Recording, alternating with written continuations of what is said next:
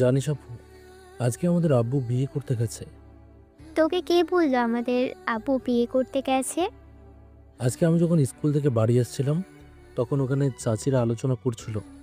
বলছিল মিনারা রাজি হয়ে গেছে।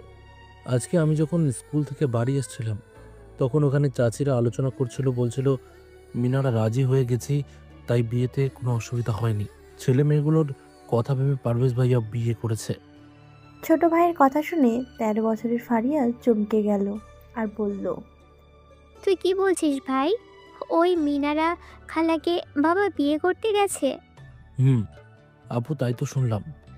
বাবা নাকি প্রথমে রাজি হচ্ছিল না, এখন নাকি রাজি হয়েছে। বড় চাচি বাবাকে অনেক বোঝানোর পর বাবা রাজি হয়েছে।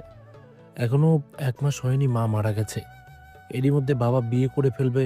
তাছাড়া মিনারা খালাকে আমি কখনো মায়ের জায়গায় বসাতে পারবো না। তুই চুপ কর ভাই, কেউ শুনতে পেয়ে যাবে, তোকে বকাবকি করবে আবার। এতক্ষণ কথা বলছিল আমাদের গল্পের হিরো আদিল তালুকদার ও তার আপু ফারিয়া। আদিলের বয়স এখন 10 বছর আর তার আপু ফারিয়া 13 বছরের। কিছুদিন আগে তার মা মারা গেছে। তার মা নূরজাহান বেগমের হঠাৎ করে ব্রেন স্ট্রোক হয় আর সে না ফেরার দেশে চলে যায়। দুই ছেলে মেয়ের কথা ভেবে তার দাদি শেলি বেগম আবার তার ছেলে পারভেজ তালুকদারের বিয়ে দিতে চায়। পারভেজ তালুকদারের প্রথম রাজি না হলেও পরে মত দেয়। আদিলের বাবার 3 ভাই, পারভেজ তালুকদার মেজ, ছোট ভাই রামিজ তালুকদার কর্মসূত্রে সৌদি আরবে থাকে আর বড় ভাই হোসেন তালুকদারের রাজশাহীতে গিল্টের দোকান আছে। দুই ছেলে বাবা মিলে সেই দোকান দেখাশোনা করে। তার স্ত্রী মান্তাসা বেগম মাঝে মাঝে রাজশাহীতে গিয়ে স্বামী সন্তানের সাথে থাকে। আদিলের বাবা পারভেজ তালুকদার বাড়ির পাশে খাবারের দোকান আছে আর সেই সাথে তাদের কিছু জমি জায়গা আছে যা পারভেজ তালুকদারের দেখাশোনা করে। দুই ভাইয়ের কথাবার্তার মাঝে সেখানে আসে তার ছোট্ট চাচি মান্তাসা বেগম। সে এসে ফারিয়াকে উদ্দেশ্য করে বলল, ফারিয়া, তোর দাদি কোথায় গেছে? সকাল থেকে দেখতে পাচ্ছি না। তোর বাবা বউ নিয়ে ঘরে ঢুকবে আর তাকে বরণ করে তুলতে হবে তো। ওদের আসার সময় হয়ে গেছে। বড় চাচির কথায় ফারিয়া তার ছোট ভাইয়ের দিকে তাকালো, তারপর তার ছোট চাচিকে উদ্দেশ্য করে বলল, আমি জানি না চাচি, দাদি কোথায় গেছে। আসলে ফারিয়ার দাদির এই বিয়েতে মত ছিল না। সে একটা অন্য সম্বন্ধ করেছিল, কিন্তু তার বড় চাচি জোর করে তার খালাতো বোনের সাথে বিয়ে ঠিক করে। তার বোনের একবার বিয়ে হয়েছিল, একটা মেয়ে আছে। আদিলের মন খুব খারাপ, তার মায়ের কথা খুব মনে পড়েছে, তাই সে বাইরে বেরোচ্ছে না। কিছুদিন পর ফারিয়া গিয়ে তার ভাইকে বলল। আদিল, তুই কি ঘুমিয়ে পড়লি? ফারিয়ার কথার ওদরে উত্তর দিল আর বলল, কেন আপু, কি হয়েছে? ভাই, জিজ্ঞাসা করছি। আর রাগ করে কি করবি বল? কিছু তো করার নেই, মেনে তো নিতেই হবে। তুই এক্ষুনি মায়ের সাথে গিয়ে দেখা করে আয়। আমার কিছু ভালো লাগছে না আপু। বাবা কেন এরকম করলো বলতো? আমার যে অনেক কিছু কথা মনে পড়ে যাচ্ছে। যখন মা মারা যায়, বাবা কত কান্নাকাটি করলো। আর 1 মাসও গেল না, বাবা বিয়ে করে নিয়ে চলে এলো। ওদের কথা বলার মাঝেই প্রবেশ করলো আদিলের বাবা পারভেজ তালুকদার আর আদিলকে বলল। কিরে, তোরা দুই ভাই বোন কি কথা বলছিস? বাবার কথায় আদিল শোয়া থেকে উঠে বসলো আর ফারিয়া বলল, কিছু নয় বাবা, আপু আমাকে খেতে ডাকছিল। দেখ, তোদের দুই ভাই বোনকে ভালো করে বলে রাখছি, মিনারাকে মা বলে ডাকবি। আর নিজের মাকে যতটা ভালোবাসিস, শ্রদ্ধা করতিস, ঠিক ততটাই ভালোবাসা তোরা দিবি। তোরা যদি তা করিস, মিনারা দেখবি ঠিক তোদেরকে ভালোবাসবে।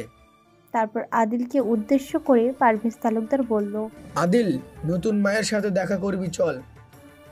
বাবার কথায় আদিল তার আপু ফারিয়ার দিকে তাকালো। ফারিয়া ওকে যাবার ইশারা করলো। আদিল আর কিছু না বলে তার বাবার সাথে গেল। দেখলো যাকে সে এতদিন মিনারা খালা বলে এসেছে, তার বড় চাচির আপন খালাতো বোন। সে তার মায়ের শাড়ি গয়না পরে বিছানার উপর বসে আছে। সে সহ্য করতে পারল না, তবুও মুখে কিছু বলল না। আদিল যেতেই পারভেজ তালুকদার মিনারাকে উদ্দেশ্য করে বলল, মিনারা, তুমি আমার ছেলে আদিলকে চেনো তো? পারভেজের কথায় মিনারা একবার আদিলকে আপাদমস্তক ভালো করে পর্যবেক্ষণ করলো, তারপর বলল।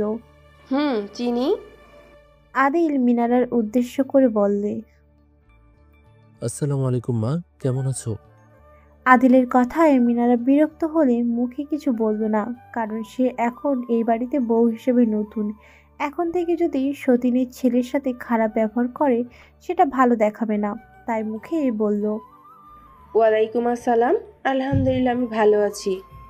আদিল আর কিছু না বলে সে সেখান থেকে চলে গেল। মিনারা বিয়ের আগে থেকেই আদিল আর ফারিয়াকে সহ্য করতে পারত না। সে যেহেতু আদিলের বড় চাচি মান্তাসা বেগমের খালা মেয়ে, সে অনেকবার এই বাড়িতে এসেছে। মিনারের সাথে পারভেজ তালুকদারের আগে একবার বিয়ের কথা হয়েছিল। সেই সময় মিনারা একটা রিলেশনে ছিল, যেটা পারভেজ তালুকদারের মা জানতে পারে, তাই সে এই বিয়েতে আপত্তি করে।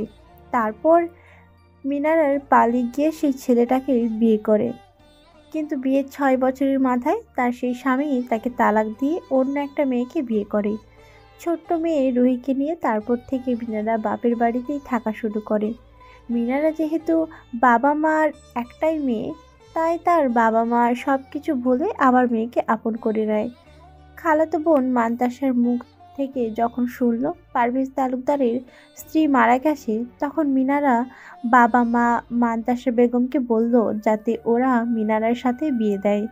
মান্তাসা বেগম নিজের দেওরের সাথে কথা বলে প্রথমে আপত্তি করলেও ছেলে মেয়েদের কথা ভেবে সে রাজি হয়ে যায়, কিন্তু তার মা সেলি বেগম আপত্তি করে সে অন্য একটা মেয়ের সাথে বিয়ের কথা বলে।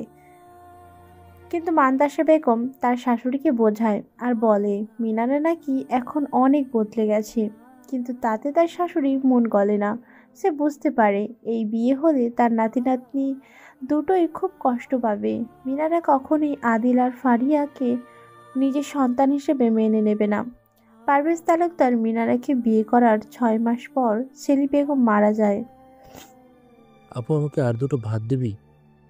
ছোট ভাইয়ের কথায় ফারিয়া তার মা মিনারার দিকে তাকালো। মিনারা তখন আদিলকে বলল।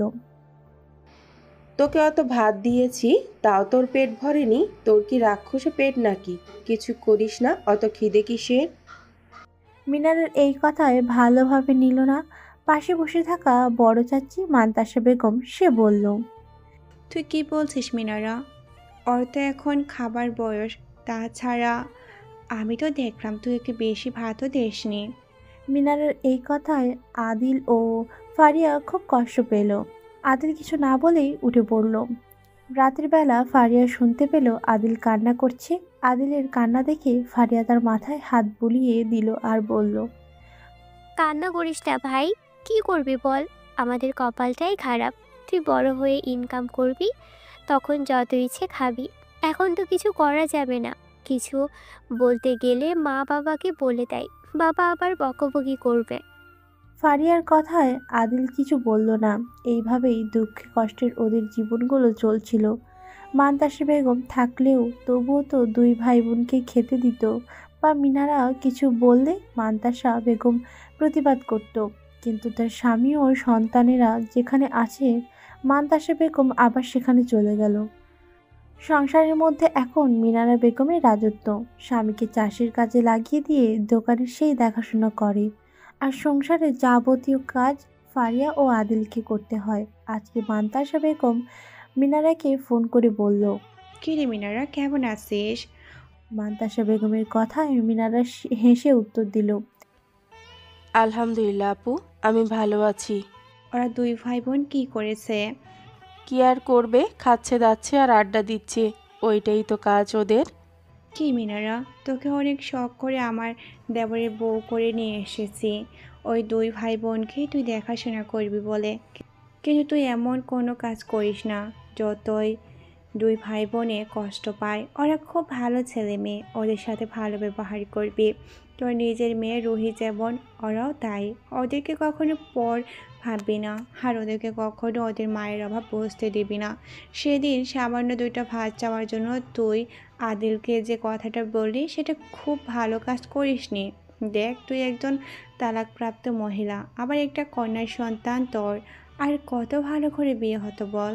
তবু তো পারভেজ ভাইয়া তোকে বিয়ে করেছে। ওই ছেলে মেয়েগুলোর মুখ চেয়ে ভাইয়া তো রাজি ছিল না, অনেক বোঝাতে তারপর রাজি হয়েছে।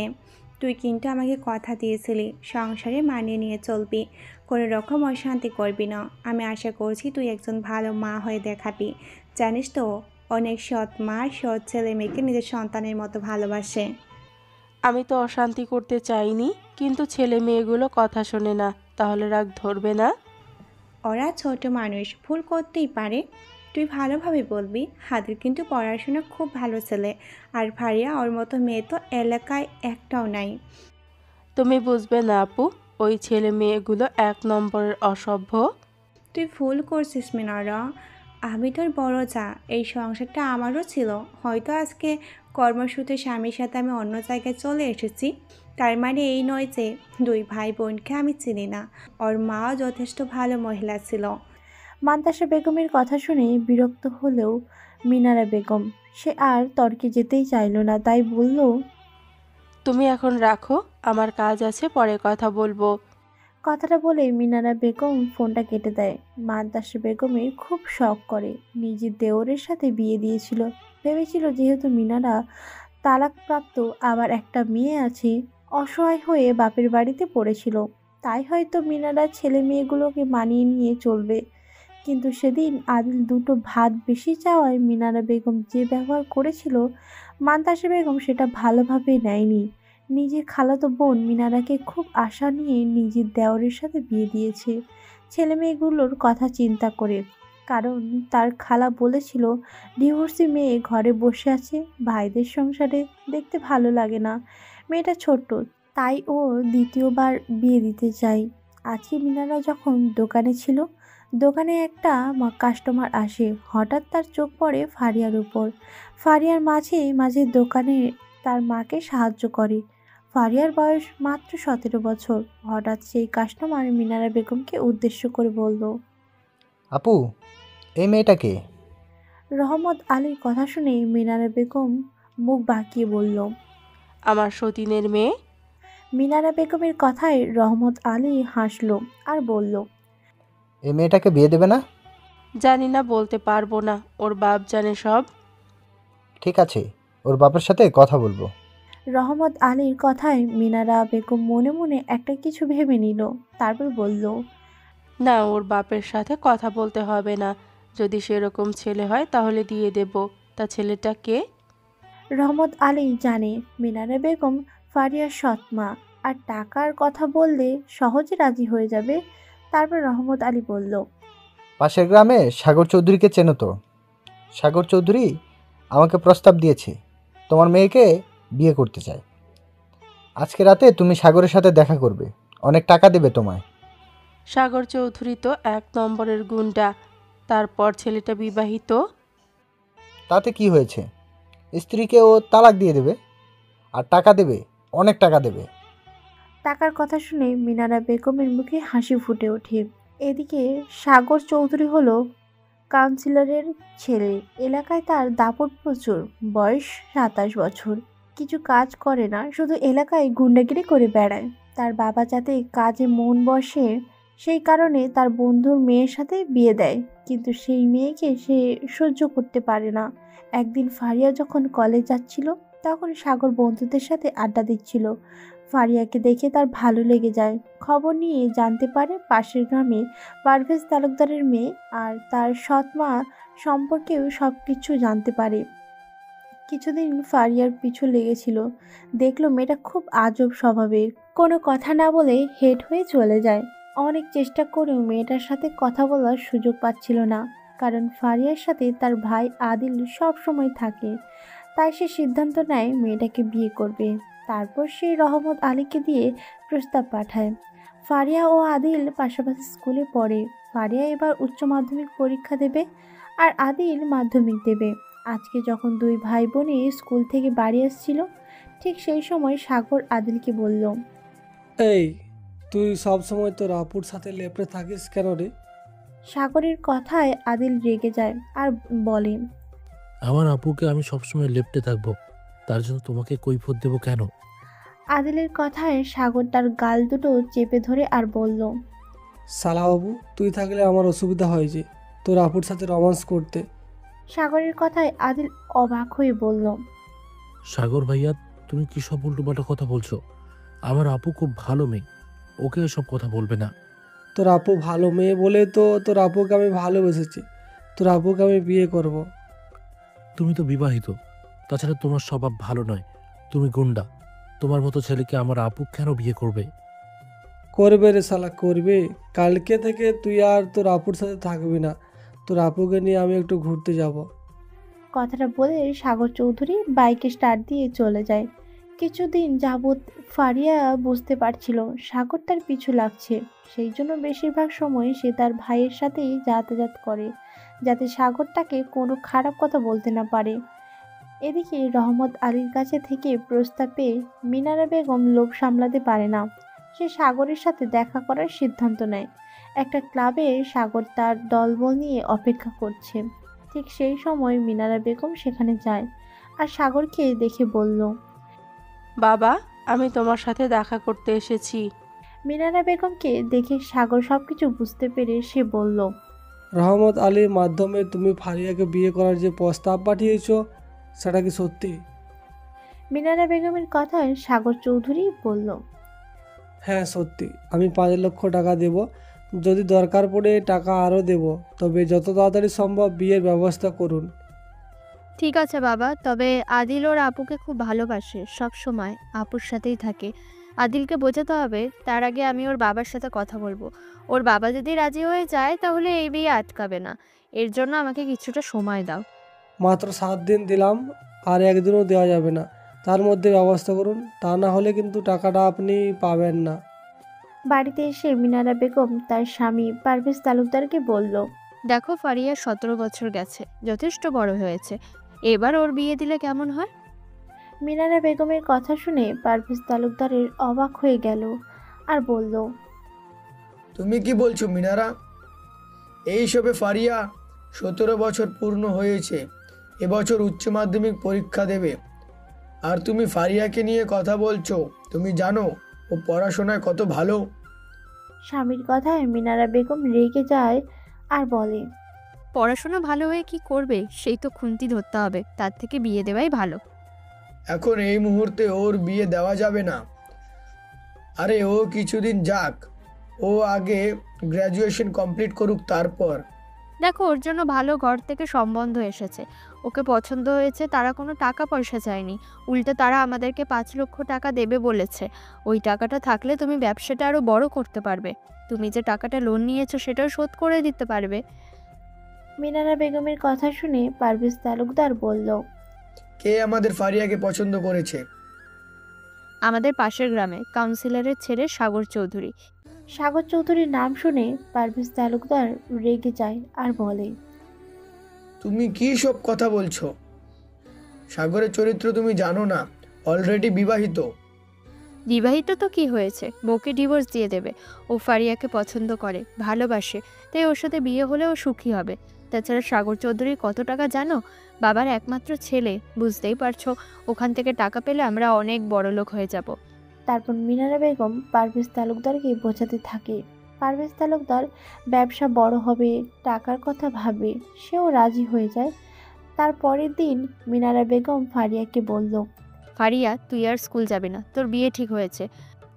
বিয়ের কথা শুনে ফারিয়া বলল, মা, তুমি কি বলছো? সামনে আমার এক্সাম, আর এখন বিয়ে করব আমি? বিয়ে করব না আমি, আমি পড়াশোনা করতে চাই। অনেক পড়াশোনা করে ফেলেছো, আর পড়াশোনা করতে হবে না।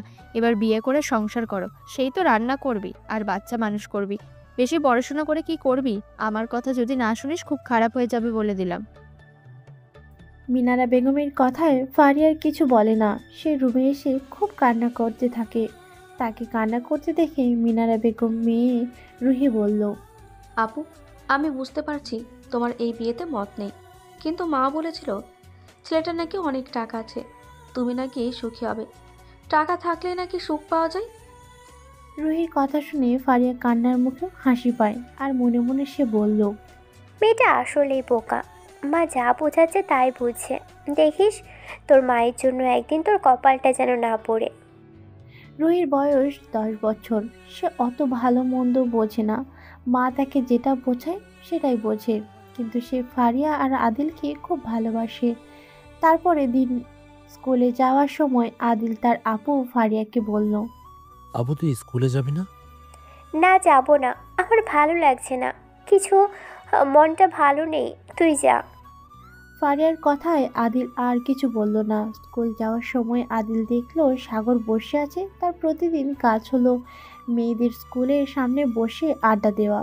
সেদিন আদিলকে দেখে সাগর চৌধুরী আদিলের সামনে এসে বলল, সালাবু, ভালো করে পড়াশুনো করো, তোমাকে ডাক্তার হতে হবে, তোমার যা খরচ সব আমি দেব, শুধু তোমার আপুকে আমার লাগবে, আর আমার কিছু চাই না। সাগরের এসব কথা শুনে আদিল বিরক্ত হলো আর বলল, আবার আপনি উল্টোপাল্টা কথা বলছেন, এসব বন্ধ করুন।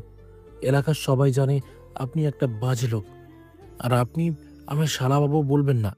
আমার আপু মরে গেলেও আপনাকে বিয়ে করবে না। আদিলের কথায় সাগর চৌধুরী কিছু বলতে যাবে কি, তখন তার ফোনটা বাজে। সে ফোনটা নিয়ে অন্যদিকে চলে যায়। আদিল স্কুলে গিয়েও কিছু ভালো লাগেনি তার, কেবল তার আপুর কথা মনে পড়ছে। ছুটির পরে সে বাড়িতে এসে দেখে তার আপু মন খারাপ করে বাসন মাজছে। মিনারা বেগম দোকানে থাকে, বলে ফারিয়াকে সংসারের সব কাজ করতে হয়। আদিল বুঝতে পারল তার আপুর কিছু একটা হয়েছে। আদিল ফারিয়ার কাছে গেল আর বলল, আপু তোর কি হয়েছে? তোর মুখে হাসি নেই কেন? আজকে স্কুলে গেলি না, কি হয়েছে আপু আমায় বল। আদিলের কথার মাঝে সেই সময় সেখানে আসে রুহি। রুহি তখন আদিলকে বলল, ভাইয়া তুমি জানো না, আপুর তো বিয়ে ঠিক হয়ে গেছে। সামনের সপ্তাহে সাগর চৌধুরীর সাথে আপুর বিয়ে হবে। রুহির কথা শুনে আদিল চমকে গেল। সে তখন তার আপুর দিকে তাকালো আর বলল, আপু তুই একদম বিয়ে করবে না। সাগর চৌধুরী ভালো নয়, ওর বউ আছে, ও বউকে খুব মারধর করে। কয়দিন গুন্ডা, কিছু কাজ করে না, সারাদিন মাস্তানি করে ঘুরে বেড়ায়। আদিল কোথায়? ফারিয়া কোনো উত্তর দেয় না। আদিল তখন তার বাবা পারভেজ তালুকদারের কাছে গিয়ে বলল, বাবা এটা তুমি ঠিক কাজ করছো না। আপুর কত বয়স, আর তোমরা সাগর চৌধুরীর সাথে বিয়ে ঠিক করেছো? তাছাড়া তুমি তো জানো সাগর চৌধুরী ছেলেটা ভালো নয়। আপুর সামনে পরীক্ষা, ওকে এখন পড়াশোনা করতে দাও। আদিলের কথায় পারভেজ তালুকদার রেগে গিয়ে বলল, তুই এখানে কে কথা বলার? আমার মেয়ে, আমি ওর ভালো মন্দ বুঝবো। আমি ভালো বুঝেছি তাই করেছি, তুই এখানে কোনো কথা বলবি না। বাবা তুমি ঠিক কাজ করছো না। মা নেই বলে তুমি আমাদের সাথে এরকম ব্যবহার করতে পারো না। আদিলের কথায় পারভেজ তালুকদার আরও রেগে যায় আর বলল, তুই বেরিয়ে যা এখান থেকে শয়তান ছেলে, তোর মুখ দেখতে চাই না। বাবার মুখের উপর কথা বলছিস, বাদর কোথাকার। কথাটা বলে পারভেজ তালুকদারের যে আদিলকে মারতে যাবে, ঠিক সেই সময় ফারিয়া ছুটে আসে আর বলে, বাবা তুমি আদিলকে কিছু বলো না, আমি বিয়ে করব, তোমরা বিয়ের ব্যবস্থা করো। আদিল তখন আপুর দিকে তাকায় আর বলে, তুই কি বলছিস আপু? তুই জানিস সাগর চৌধুরীর চরিত্র, তাছাড়া লোকটা অলরেডি বিবাহিত। তুই পড়াশোনার কত ভালো, এভাবে নিজের জীবন নষ্ট করিস না। ছোট ভাইয়ের কথায় ফারিয়া কষ্ট হলেও সে কষ্ট চেপে আদিলকে বলল, আমার জীবন, তাই আমার সিদ্ধান্ত, আমার ব্যাপারে তুই কোনো কথা বলবি না, আমি যেটা ভালো বুঝবো সেটাই করব। দুই ভাই বোনে সে রাতের কোনো খাওয়া হলো না। একই রুমে দুজনেই শোয়া, এদিকে ফারিয়া আর একদিকে আদিল। ফারিয়া বুঝতে পারছে আদিল তার আপুর কথায় খুব কষ্ট পেয়েছে। সে কান্না করছে। মা চলে যাওয়ার পর একমাত্র এই আপুই আছে তার বন্ধুর মতো, যাকে সে ভরসা করতে পারে, সব কিছু বলতে পারে। আজকে সেই আপুই তাকে কষ্ট দিল। ফারিয়া এসে আদিলের মাথায় হাত বুলিয়ে দিল আর বলল, ভাই তুই মন খারাপ করিস না, আমার কাছে আর কোনো উপায় নেই। আপুর কথায় আদিল আপুকে জড়িয়ে ধরলো আর বলল,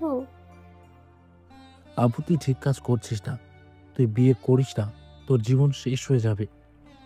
আমার যত কষ্ট হয়েছে হোক, তোর যেন কিছু না হয়। মা যখন মারা যায় তোর বয়স তখন মাত্র 10 আর আমার 13 বছর। আমি মাকে কথা দিয়েছি তোকে কষ্ট পেতে দিব না কখনো। আমি আমার কথা রাখবো, কিন্তু ওরা যখন তোর সঙ্গে খারাপ ব্যবহার করছিল আমি সহ্য করতে পারছিলাম না। তার থেকে আমার ভাগ্যে যা আছে তাই হবে। তুই ভালো থাক ভাই। ফারিয়ার কথায় আদিল কিছু বলল না। আদিল মনে মনে ঠিক করলো এখনো তো আপুর 18 বছর বয়স হয়নি, যতই হোক সে এই বিয়ে আটকাবে। তখন সে মনে মনে ঠিক করলো সে তাদের স্কুল টিচার তন্ময় স্যারের সাথে দেখা করবে। তন্ময় স্যার একজন আদর্শ শিক্ষক, তার সাথে সে সমাজের জন্য কাজ করে। অনেক মানুষের বিপদে সে পাশে দাঁড়ায়, যেরকম ভাবা সেরকম কাজ। তারপরে দিন সেই স্কুলে গেল, অফিসে গিয়ে তন্ময় স্যারের খোঁজ নিল আর জানতে পারলো তন্ময় স্যার বাড়ি চলে গেছে। আদিল স্কুল থেকে তন্ময় স্যারের ঠিকানা নিল, তারপর সেই মতো তন্ময় স্যারের বাড়িতেই গেল। বাড়ির সামনে গিয়ে আদিল দরজায় কলিং বেল টিপল। কিছুক্ষণ পর আদিল স্যারের নেওয়া শবনম বেগম দরজা খুলে দিল আর জিজ্ঞেস করলো, কাকে চাই? শবনম বেগমের কথায় আদিল উত্তর দিল, আমার নাম আদিল তালুকদার, আমি তন্ময় স্যারের ছাত্র। স্যারের সাথে কিছু কথা ছিল, দেখা করতে এসেছি। ঠিক আছে, তুমি ভিতরে এসে বসো, আমি ওকে ডেকে দিচ্ছি। তারপর শবনম বেগম উপরের রুমে গেল, দেখলো তন্ময় ল্যাপটপে বসে কাজ করছে। শবনম বেগম তন্ময়কে বলল, তন্ময়, তোর স্কুল থেকে একটা ছাত্র তোর সাথে দেখা করতে এসেছে। নাম বলল আদিল তালুকদার, খুব দরকার আছে বলল। আমি নিচে বসিয়ে রেখেছি, তুই গিয়ে দেখা কর। শবনম বেগমের কথায় তন্ময় একটু অবাক হলো আর মনে মনে বলল, আদিল কেন আমার বাড়িতে এসেছে? কালকেই তোর সাথে দেখা হলো, তখন তো কিছু বলল না। নিশ্চয় কিছু দরকার আছে। তারপরেই তন্ময় নিচে নেমে আসে। আদিলকে দেখে তন্ময় বলল, কি ব্যাপার আদিল, তুমি আমার বাড়িতে? কালকে তোমার সঙ্গে আমার দেখা হলো, কিছু দরকার আছে আমার সাথে? তন্ময়ের কথায় আদিল হালকা হেসে বলল, হ্যাঁ স্যার, আপনার সাথে আমার দরকার আছে, পার্সোনাল কিছু কথা বলবো আপনাকে। আদিলের পার্সোনাল কথা শুনে তন্ময় ওর মুখের দিকে তাকালো, তারপর বলল, হ্যাঁ বলো আদিল, তোমার কি পার্সোনাল কথা? তন্ময় স্যারের অনুমতি পেয়ে আদিল বলা শুরু করলো, স্যার, আপনি শুধু একজন শিক্ষক নন, আপনি একজন সমাজকর্মী। সমাজের মানুষের জন্য অনেক কাজ করেন। আপনার কাছে একটা অনুরোধ ছিল। আমার আপু ফারিয়াকে নিশ্চয়ই আপনি চিনেন। চিনি তো, কি হয়েছে? আপুর বিয়ে ঠিক হয়েছে। আপুর ইচ্ছার বিরুদ্ধে আমার বাবা মা এই বিয়ে ঠিক করেছে। আর যার সাথে বিয়ে ঠিক হয়েছে তাকে নিশ্চয়ই আপনি চেনেন। আপনার কাজই নয় সাগর চৌধুরী। তারপর আদিল তন্ময় স্যারকে সমস্ত কথা খুলে বলল। সব কথা শুনে তন্ময় বলল, তুমি কি বলছো আদিল? ফারিয়াকে বিয়ে করবে সাগর? সাগর তাই ওর বউকে ডিভোর্স দেবে বলছে? এমনিতেই সাগরের চরিত্র ভালো নয়, তাছাড়া ফারিয়ার বয়স কম। ফারিয়ার মতো এত মিষ্টি মেয়েকে কখনোই সাগরের সাথে মানাবে না। তোমার বাবা মা কি বুদ্ধিশুদ্ধি সব পেয়েছে? আমি জানি তোমার মা সৎ মা, তাই বলে এত নিষ্ঠুর? ওরও তো একটা মেয়ে আছে, ও সেটা ভাবলো না? আজকে সৎ মেয়ে বলে এই কাজ করছে, আর টাকা এত লোভ। তারপর একটু থেমে তন্ময় মির্জা বলল, তুমি চিন্তা করো না আদিল, তোমার আপুর যেহেতু 18 বছর হয়নি, তাই এই বিয়ে কখনো দেওয়া সম্ভব নয়। ওরা যদি সেরকম করে আমি অভিযোগ করব। আমার জানাশোনা লোক আছে, তুমি চিন্তা করবে না। তুমি যখন বিষয়টা আমাকে বলেছ, আমি দেখছি কি করা যায়। তুমি এখন বাড়ি যাও, আর তোমার আপু এই বিয়ে হবে না, তুমি নিশ্চিন্তে থাকতে পারো। ধন্যবাদ স্যার আপনাকে। আমার আপু এবছর উচ্চ মাধ্যমিক পরীক্ষা দেবে। ওর কিছু স্বপ্ন আছে, ও সেগুলো পূরণ করতে চায়। তাই এই মুহূর্তে ও বিয়ে করতে চাইছে না। কথাটা বলে আদিল বাড়ি চলে আসে। এদিকে তন্ময় মির্জা ভাবতে থাকে সে কি করবে। সে ফারিয়াকে ভালো রকম চেনে, আর সাগর চৌধুরী তার সম্পর্কে ফুফাতো ভাই। তন্ময় থেকে সাগর 4 বছরের ছোট। সাগরের বাবা এলাকার কাউন্সিলর।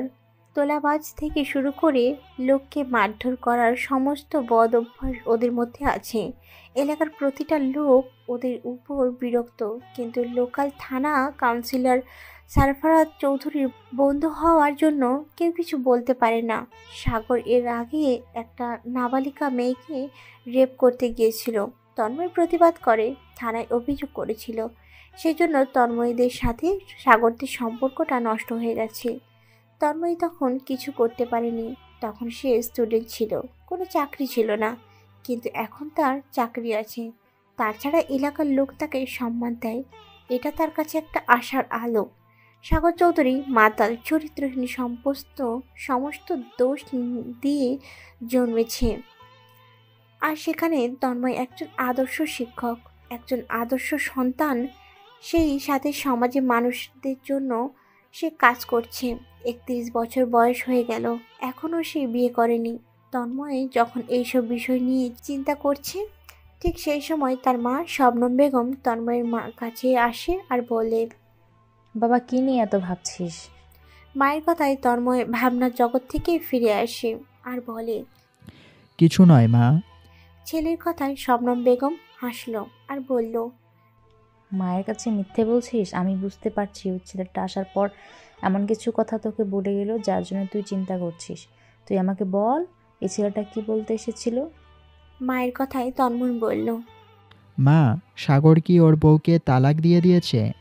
ছেলের কথায় শবনম বেগম একটু অবাক হয়ে বলল, হঠাৎ তুই আবার ওদের কথা জিজ্ঞেস করছিস কেন? দরকার আছে, বলো না। এখনো তালাক দেয়নি শুনেছি, তবে সেটা কবে বলতে পারবো না। জানো মা, সাগর নাকি আবার বিয়ে করবে। না করার কি আছে, ওই চরিত্রটা এরকম। ওর মাও তো এমন ছিল না, তার ছেলে, এটাই তো স্বাভাবিক। তা ওই ছেলেটা এসেছিল, তোকে কি সাগরের ব্যাপারে কিছু বলছিল? মা। তারপর তন্ময় আদিল যে কথাগুলো বলছে সব কথা শবনম বেগমকে খুলে বলল।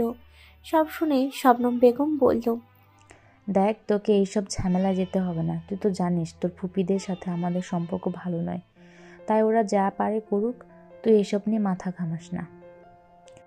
মা, তুমি কি বলছো? ফারিয়া এখনো 18 বছর বয়স হয়নি, নাবালিকা। আর সাগর দুশ্চরিত্র, কোনো দিক দিয়েই ও ফারিয়ার সাথে যায় না। শুধু টাকার লোভ দেখিয়ে ও সৎমা এই কাজগুলো করছে। তুমি আমাকে আটকাবে না, আমি বিয়ে বন্ধ করেই ছাড়ব। মেয়েটার সামনে উচ্চ মাধ্যমিক পরীক্ষা দেবে, উজ্জ্বল ভবিষ্যৎ আছে। এইভাবে জেনে শুনে আমি ওর ভবিষ্যৎ নষ্ট করতে পারবো না। তুমি আর আমাকে আটকাবে না। এমনিতেই ওদের সাথে সম্পর্কটা আমাদের নষ্ট হয়ে গেছে। কথাটা বলে তন্ময় চলে যায়। শবনম বেগম জানে তার ছেলের চরিত্র, বিয়ে বন্ধ করবে মানে যেভাবে হোক সে বিয়ে বন্ধ করবে। রুমে এসে তন্ময় তার মোবাইল থেকে তার বন্ধুকে ফোন করলো। তার বন্ধু এখন পুলিশ কমিশনার। তন্ময়ের ফোন পেয়ে তার বন্ধু আকাশ বলল, কি ব্যাপার, এতদিন পর হঠাৎ বন্ধুর কথা মনে এলো? আকাশের কথা শুনে তন্ময় হাসলো আর বলল, ব্যস্ত ছিলাম, সেজন্য ফোন করা হয়নি। তা কেমন আছিস? নতুন বিয়ে করেছি, আলহামদুলিল্লাহ, তাই আমি ভালো আছি। সরি ভাই, বিয়ের সময় একটু কাজ থাকায় আমি যেতে পারিনি। তবে অবশ্যই একদিন আমি যাব। কিছু দরকার, তোকে ফোন করেছি। একটা বিষয়ে তোর একটু হেল্প লাগবে। কোন বিষয়ে বলে ফেল। তোর যখন যা সমস্যা আমাকে বলবি, এই বান্দা ঠিক হাজির হয়ে যাবে সেখানে। একটা নাবালিকার বিয়ে আটকাতে হবে। তারপর তন্ময় আকাশকে সব কথা খুলে বলল। সব শুনে আকাশ বলল, লোকাল থানা তাহলে হেল্প করছে না? আমি তো বললাম আমার ফুফা কাউন্সিলর লোকাল থানার সঙ্গে সম্পর্ক খুব ভালো, ওনার সাহায্য করবেন না। তাই আমি তোকে ফোন করলাম, প্লিজ তুই আয়। সামনের শুক্রবার দিন সম্ভবত বিয়ে ঠিক হয়েছে। ঠিক আছে, তুই আমাকে ঠিকানাটা সেন্ড করে পাঠিয়ে দে। আমি ঠিক সময় ওখানে গিয়ে হাজির হয়ে যাব। আর তুই শুধু আমাকে আপডেট দিতে থাকবি। এদিকে 5 লক্ষ টাকার সাগর মিনারা বেগমের হাতে দিয়ে বলল, চাচি, মনে থাকে যেন কথাটা, আর খেলাপ যেন না হয়। কালকে বিয়ে হবে, আমি কাজে নিয়ে ঠিক সময়ে হাজির হয়ে যাব। এদিকে বিয়ে কার্যক্রম শুরু হয়ে গেছে। আদিল তন্ময় মির্জাকে ফোন করে জানালো, স্যার বিয়ে তো শুরু হয়ে গেছে। আমরা বাড়ির কাছে চলে এসেছি। কাজী যখন মেয়েকে কবুল বলতে বলবে, ঠিক সেই সময় আকাশ তন্ময় 4টে পুলিশ নিয়ে সেখানে হাজির হয়। আকাশ বলল, এই বিয়ে বন্ধ করতে হবে, মেয়েটা এখন নাবালিকা। আমি একজন পুলিশ কমিশনার, আমার কাছে খবর গেছে এখানে নাবালিকার বিয়ে দেওয়া হচ্ছে। আকাশের কথায় সাগর চিৎকার করে বলে, মিথ্যে কথা, ওর বাবা মা বিয়ে দিচ্ছে, ওরা জানে মেয়ের বয়স কত। তন্ময় তখন ফারিয়ার বার্থ সার্টিফিকেট দেখায়, সাগরকে বলল, তুই ভালো করে দেখে নে মেয়েটার বয়স কত, এটা বেআইন। তুই যদি তারপরেও জোর করে বিয়ে করিস তোকে কিন্তু শাস্তি পেতে হবে, হয়তো জেল খাটতে হতে পারে। তাই বলছি তুই একটু অপেক্ষা কর, ওর যখন 18 বছর বয়স হয়ে যায় তখন বিয়ে করবি। এইভাবে নাবালিকাকে বিয়ে করা যায় না। তাছাড়া তুই বিবাহিত, এখনও তোর স্ত্রীকে ডিভোর্স দিসনি। ডিভোর্সের প্রস্তুতি চলছে। আগে ডিভোর্স দিয়ে ততক্ষণে ফারিয়ার উচ্চ মাধ্যমিক পরীক্ষা দেওয়া হয়ে যাবে, আরও তখনও 18 বছর পূর্ণ হয়ে যাবে, তারপর বিয়ে হবে। তন্ময়ের কথা শুনে সাগর চৌধুরী কিছু একটা ভাবলো, তারপর সে বলল, ঠিক আছে, ও তো 17 বছর 3 মাস বয়স, 9 মাস পর ওর 18 বছর পূর্ণ হবে, তখন তাহলে আমাদের বিয়ে হবে। তারপর সাগর চৌধুরী মিনারা বেগমের কাছে এসে ফিসফিস করে বলল, মনে থাকে জানো, 9 মাস পর আমি ফারিয়াকে বিয়ে করব। আমার মনে হচ্ছে তোমার ছেলে আদিল ওই যত নষ্টের গোড়া। ও সেদিন তন্ময় দিয়ে বাড়িতে গিয়েছিল দেখা করতে, ওই সব কাণ্ড করেছে। তাই ওই আদিলকে তোমাকে সাহায্য করতে হবে। কথাটা বলে সাগর চৌধুরীর দলবল নিয়ে একবার তন্ময়কে আর একবার আকাশকে দেখে আদিলের দিকে তীক্ষ্ণ চোখে তাকায়, তারপর সে সেখান থেকে চলে যায়। এদিকে মিনারা বেগম আদিলকে বলল, তুই ওই স্যারের কাছে গিয়েছিলিস তাই তো, এই বিয়ে বন্ধ করার জন্য? মিনারা বেগমের কথা শুনে আদিল কোনো রকম ভনিতা না করে বলল, হ্যাঁ গিয়েছিলাম তো। তোমরা আমার আপুর জীবন নিয়ে ছিনিমিনি খেলবে আর আমি বসে বসে দেখব, তা তো হতে পারে না। আমি তন্ময় স্যারকে অনুরোধ করেছিলাম যাতে বন্ধ করা হয়। কথা বলে আদিল নিজের রুমে চলে যায়। ফারিয়া আদিলকে জড়িয়ে ধরে কান্না করতে থাকে আর বলতে থাকে, ভাই তুই তো এবার আমাকে বাঁচিয়ে দিলি, কিন্তু 9 মাস পর কি হবে? এই এই সাগর কি আমাকে ছেড়ে দেবে? তাছাড়া মা ওর সাথে টাকা নিয়ে নিয়েছে, ও আমাকে ছাড়বে না। ফারিয়া চোখের জল মুছিয়ে আদিল বলল, আপু তুই কান্না করিস না, 9 মাস পর অনেক কিছু পরিবর্তন হয়ে যাবে। ততদিন তোর উচ্চ মাধ্যমিক পরীক্ষা হয়ে যাবে। তাছাড়া সাগর চৌধুরীর নামে যে কেস আছে, হয়তো পুলিশ ওকে ধরে নিয়ে যেতে পারে। ওর বাবা কাউন্সিলর, লোকাল পুলিশ, তার বন্ধু কিন্তু পুলিশ কমিশনারের হাত অনেক দূর। সে ওদের সম্পর্কে অনেক কিছু জেনে গেছে। শুনলাম লোকাল থানার অফিসারকে অন্য জায়গায় বদলি করে দেওয়া হয়েছে। যে কোনো সময় যে কোনো কিছু করতে পারে, তুই চিন্তা করিস না। তারপর সবার আগের মতো জীবন চলতে থাকে। এদিকে একটা মৃতদেহ সামনে দাঁড়িয়ে 12 বছরের ছোট্ট সায়না, পুরো নাম সায়না সুলতানা, খুব কান্না করছে আর তার মাকে উদ্দেশ্য করে বলছে, মা, আমার বাবাকে কারা মেরে ফেললো? আমার বাবা তো কারোর ক্ষতি করেনি। মেয়ের কথা শুনে মেয়েকে জড়িয়ে ধরে মামনি বেগম কান্না করতে থাকে আর বলতে থাকে, তোর বাবা বুঝতে পেরেছিল ওরা তোর বাবাকে বাঁচতে দেবে না। তোর বাবা আমাকে কদিন আগেই বলেছিল, আমিও তো গুরুত্ব দিইনি। আমি যদি জানতাম তাহলে তোর বাবাকে পাঠাতাম না। কথাটা বলে মামনি বেগম চিৎকার করে কান্না করতে থাকে। সায়না আমাদের এই গল্পের নায়িকা। তার বাবা হাসান মোল্লা একজন প্রমোটার ছিল। কিছু দুষ্কৃতীর হাতে সে খুন হয়েছে। সায়না ও আফরিন 2 বোন। সায়না বড়, আফরিন ছোট। মামনি বেগমকে তার স্বামী বলেছিল কাউন্সিলর সরফরাজ চৌধুরীর সাথে তার একটা ঝামেলা চলছে। মামনি বেগম বিষয়টা তো গুরুত্ব দেয়নি, কিন্তু আজকে সে ভাবতে লাগলো তার স্বামীর কথাটা শোনা উচিত ছিল। মামনি বেগম কমিশনারের আকাশ চৌধুরীর সঙ্গে দেখা করে আর বলে, স্যার, আমার নাম মামনি বেগম। কিছুদিন আগে আমার স্বামীকে খুন করা হয়েছে। মামনি বেগমের কথা শুনে আকাশ বলল, আমি শুনেছি আপনার স্বামী তো একজন প্রমোটার ছিল। তা আপনার কি কাউকে সন্দেহ হয়? হ্যাঁ স্যার, কাউন্সিলর সারাফাত চৌধুরী আর তার ছেলে সাগর চৌধুরী, ওরা লোক লাগিয়ে আমার স্বামীকে খুন করেছে। একদিন সাগর চৌধুরী আমার স্বামীকে ফোনে হুমকি দিয়েছিল, বলেছিল তোকে আমি খুন করব সরে বাচ্চা। ঠিক আছে, আপনার স্বামীর ফোনটা আমাদের কাছে দিয়ে আমরা দেখছি কি করা যায়। ওদেরকে অ্যারেস্ট করবেন তো? আপনি একটা এফআইআর করুন ওদের নামে। তারপর তদন্ত শুরু করি। যদি ওরা দোষী হয় অবশ্যই অ্যারেস্ট করুন। মামুনি বেগম আকাশ চৌধুরীর কথার মতো সারফারাজ চৌধুরী ও সাগর চৌধুরীর নামে থানায় এফআইআর করে তদন্ত শুরু হয়। এদিকে খুব সকালে মায়ের চিৎকারে ঘুম ভাঙে আদিলের। মিনারা বেগম চিৎকার করে বলছে। মায়ের কথায় রুহি বলল, আমি কিছু জানি না মা, তুমি কোথায় টাকা রেখেছো আমি তো দেখিনি। তুমি শুধু সেদিন আমায় 500 টাকা দিয়েছিলে, তাছাড়া আমি কিছুই জানি না। তুই সব জানিস, শয়তান মেয়ে কোথাকার। কথাটা বলে মিনারা বেগম রুহিকে মারতে গেলে পারভেজ তালুকদার মিনারা বেগমকে আটকে দেয় আর বলে, তুমি কি বলছো মিনারা? 2 লক্ষ টাকা? এই টাকা কখনো রুহি নিতে পারে না। আমি কি করে জানবো? আমার রুমে টাকা ছিল, টাকাটা গেল কোথায়?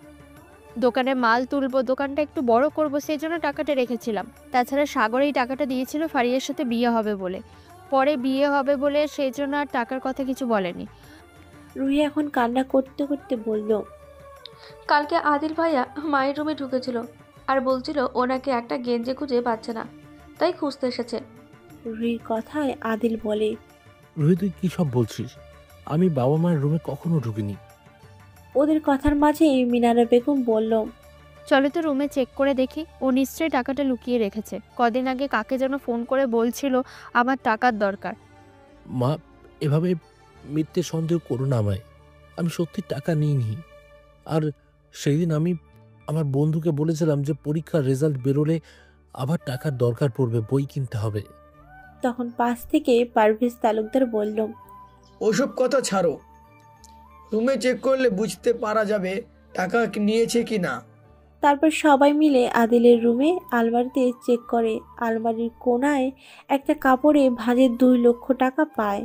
টাকাটা মিনারা বেগম পারভেজ তালুকদারকে দেখিয়ে বলল, দেখলে তোমার ছেলে কত মিথ্যা কথা বলে। রুহি ঠিকই বলেছে, ওই টাকাটা নিয়েছে।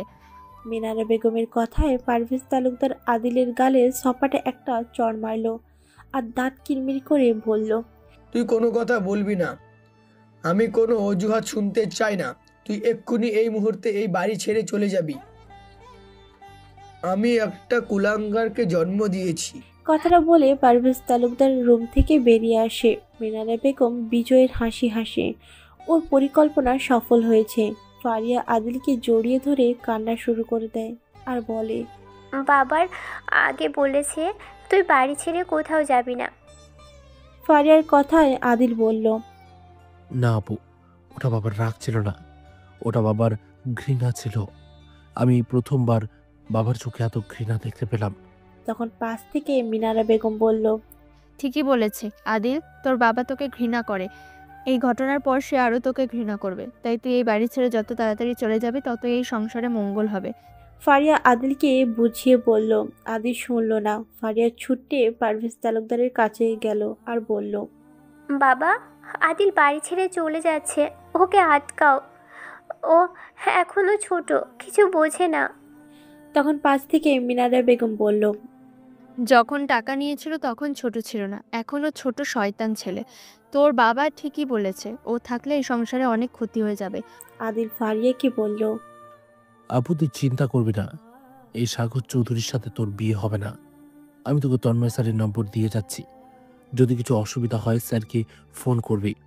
স্যার সব সময় তোর পাশে থাকবে বলেছে। তুই স্যারকে বলবি তোকে যেন কোনো জব দেখে দেয়, তাহলে তুই স্বাবলম্বী হতে পারবি। তখন তোর আর কোনো চিন্তা থাকবে না। বাড়ি থেকে বেরিয়ে আদিল একটা গাছতলায় অনেকক্ষণ বসে থাকে। তখন তার পাশে এক ফেরিওয়ালা বসে আর পানির বোতলে এগিয়ে দিয়ে বলল, বাবা পানি খাবে? আদিল তখন চিন্তা করতে ছিল। সে হালিম শেখের কথা শুনতে পায়নি। হালিম শেখ পুনরায় বলতে আদিল বলল, না চাচা, পানি খেতে ইচ্ছে করছে না। তোমার মুখটা যেন কিরকম লাগছে, দেখে মনে হচ্ছে তুমি কোনো বিষয় নিয়ে খুব চিন্তা করছো। কি হয়েছে বাবা, আমাকে বলবে? হালিম শেখের কথায় আদিল ভাবল, অপরিচিত ব্যক্তিকে কিছু বলা ঠিক হবে না। তবু নিজেকে সে ধরে রাখতে পারল না। তারপর সে সব কথা খুলে বলল আর বলল, চাচা, আমাকে একটা কাজ দেখে দেবেন, যে কোনো কাজ। কেন দেখে দেব না? কাজ অনেক আছে। পুরুষ মানুষের আবার কাজের অভাব আছে নাকি? খাটতে পারলেই পয়সা। তুমি আমার সাথে চলো, আমার জামাই একটা রেস্টুরেন্টে কাজ করে, ওখানে লোক নেবে বলেছিল। তাহলে আমি তোমাকে ওখানে ঢুকিয়ে দেব, ওরা থাকা খাওয়া দিয়ে দেবে। তা বাবা, তোমার নাম কি? আদিল তালুকদার। কি পর্যন্ত পড়েছো? এবছর মাধ্যমিক দিয়েছি। হালিম শেখ বাচ্চাদের পোশাক পাড়ায় পাড়ায় বিক্রি করে বেড়ায়। তার স্ত্রী কয়েক বছর আগে মারা গেছে। একমাত্র মেয়ে শাবানা। শাবানার বিয়ে হয়েছিল গ্রামের দিকে শ্বশুরবাড়ি। শ্বশুরবাড়ির পরিবেশ শাবানার ভালো লাগেনি, তাই সে তার বাবার কাছে চলে আসে। তার একটা ছেলে আছে, জামাই একটা রেস্টুরেন্টে কাজ করে, সপ্তাহে সপ্তাহে বাড়ি আসে। হালিম শেখের সাথে আদিল বাড়িতে আসে। তাকে দেখে শাবানা অবাক হয়ে তাকিয়ে রইল। সেটা লক্ষ্য করে হালিম শেখ বলল, কিরে অবাক হয়ে কি দেখছিস? এটা তোর একটা ভাই, আজকে আমার সাথে রাস্তায় পরিচয় হলো। তারপর হালিম শেখ শাবানাকে সব কথা খুলে বলল। কথাটা শুনে আদিলের মনটা খারাপ হয়ে গেল। হালিম শেখ সেটা লক্ষ্য করে বলল, মন খারাপ করো না আদিল, আমি তো আছি। যদি প্রয়োজন হয় আমি তোমাকে আমার ব্যবসায় ঢুকিয়ে দেব। তুমি কাল থেকে আমার সাথে বেরোবে। আমি মাঝে মাঝে জামা কাপড় নিয়ে হাটেও বসি, লাভ ভালো পাওয়া যায়। তারপর দিন থেকে আদিল হালিম শেখের সাথে হাটে যেতে শুরু করলো। প্রথম প্রথম অসুবিধে হলে আস্তে আস্তে সে অভ্যস্ত হয়ে গেল। এদিকে 9 মাস হয়ে গেছে, ফারিয়া 18 বছর পূর্ণ হয়ে গেছে। সাগর তার স্ত্রীকে ডিভোর্স দিয়ে দিয়েছে। সে এসেছে মিনারা বেগমের কাছে। মিনারা বেগম তখন দোকানে তরকারি করছিল। সাগর চৌধুরী মিনারা বেগমকে বলল, 18 বছর তো হয়ে গেল ফারিয়া, এবার তো আমি বিয়ে করতেই পারি। তাছাড়া আমার স্ত্রীকে আমি ডিভোর্স দিয়ে দিয়েছি। ফারিয়া তখন রুমের ভেতর থেকে সাগর চৌধুরীর কথাগুলো শুনছিল। তার তখন বুক চিরে কান্না আসছিল, কিন্তু সে কান্না করতে পারছিল না।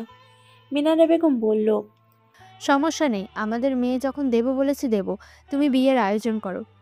ফারিয়ার কাছে তন্ময় স্যারের ফোন নাম্বার ছিল। রাতের বেলা ফারিয়া তন্ময় স্যারকে ফোন করলো। তন্ময় তখন তার ল্যাপটপে কাজ করছিল। হঠাৎ তার ফোনটা বাজছে দেখে তন্ময় ফোন রিসিভ করলো আর বলল, আসসালামু আলাইকুম, কে বলছেন? ওয়ালাইকুম আসসালাম, আমি ফারিয়া বলছি, আদিলের বড় আপু, যার বিয়ে আটকিয়েছিলেন আপনি। চিনতে পারছেন? ফারিয়ার মিষ্টি কণ্ঠ শুনে তন্ময়ের বুকের ভেতরটা মোচড় দিয়ে উঠল। সে কিছুক্ষণ একটা অন্য জগতে চলে গেল। এদিকে ফারিয়া কথা বলেই যাচ্ছে, অথচ তন্ময় কোনো উত্তর দিচ্ছে না। ফারিয়া পুনরায় বলল, হ্যালো স্যার, শুনছেন আমার কথা? ফারিয়ার কথায় তন্ময় স্বাভাবিক হলো আর বলল, হ্যাঁ শুনছি, বলো। স্যার, আপনার নাম্বারটা আমাকে আদিল দিয়েছিল আর বলেছিল যদি কোনো বিপদে পড়িস তাহলে যেন সবার আগে তন্ময় স্যারকে ফোন করিস। হ্যাঁ বল ফারিয়া, তোমার কি সমস্যা? স্যার, আপনি তো আমার বিষয়ে সবটাই জানেন। এদিকে আমার 18 বছর পূর্ণ হয়ে গেছে কালকে। সাগর এসেছিল, ও আবার আমাকে বিয়ে করতে চাইছে, কিন্তু আমি ওকে বিয়ে করতে চাই না। স্যার, আমি অসহায়, উচ্চ মাধ্যমিকে ভালো রেজাল্ট করেছি, আমি আরও পড়াশুনো করতে চাই, আমি স্বাবলম্বী হতে চাই। প্লিজ স্যার, আমাকে একটু হেল্প করুন। প্লিজ স্যার, হেল্প করুন। কথাটা যেন তন্ময়ের ভেতর গিয়ে আঘাত লাগলো। 31 বছর জীবনে কোনো মেয়ের প্রতি কখনো কখনো অনুভূতি পাওয়া হয়নি, কিন্তু এই মেয়েটার কণ্ঠ শুনে কীরকম এটা ফিল হচ্ছে। তন্ময় ফারিয়াকে বলল, তুমি চিন্তা করো না, সাগরের সাথে তোমার বিয়ে হবে না। সাগরের নামে একাধিক কেস আছে, যে কোনো সময় পুলিশ ওকে অ্যারেস্ট করতে পারে। কিন্তু স্যার, কদিন পর তো ও বিয়ে করতে আসছে, ও নাকি স্ত্রীকে ডিভোর্স দিয়ে দিয়েছে। তুমি চিন্তা করো না, আমি দেখছি কি করতে পারি। তন্ময় আকাশের মুখ থেকে শুনছিল সাগর যে কোন সময় খুনির অভিযোগ অ্যারেস্ট হতে পারে। তন্ময় আকাশকে ফোন করলো আর বলল, প্রমোটার খুনের কেসে তদন্ত কত দূরে এগোলো? তদন্ত শেষ হয়ে গেছে। খুব তাড়াতাড়ি সাগর চৌধুরী আর সারাফাত চৌধুরীকে পুলিশ হেফাজতে নেওয়া হবে।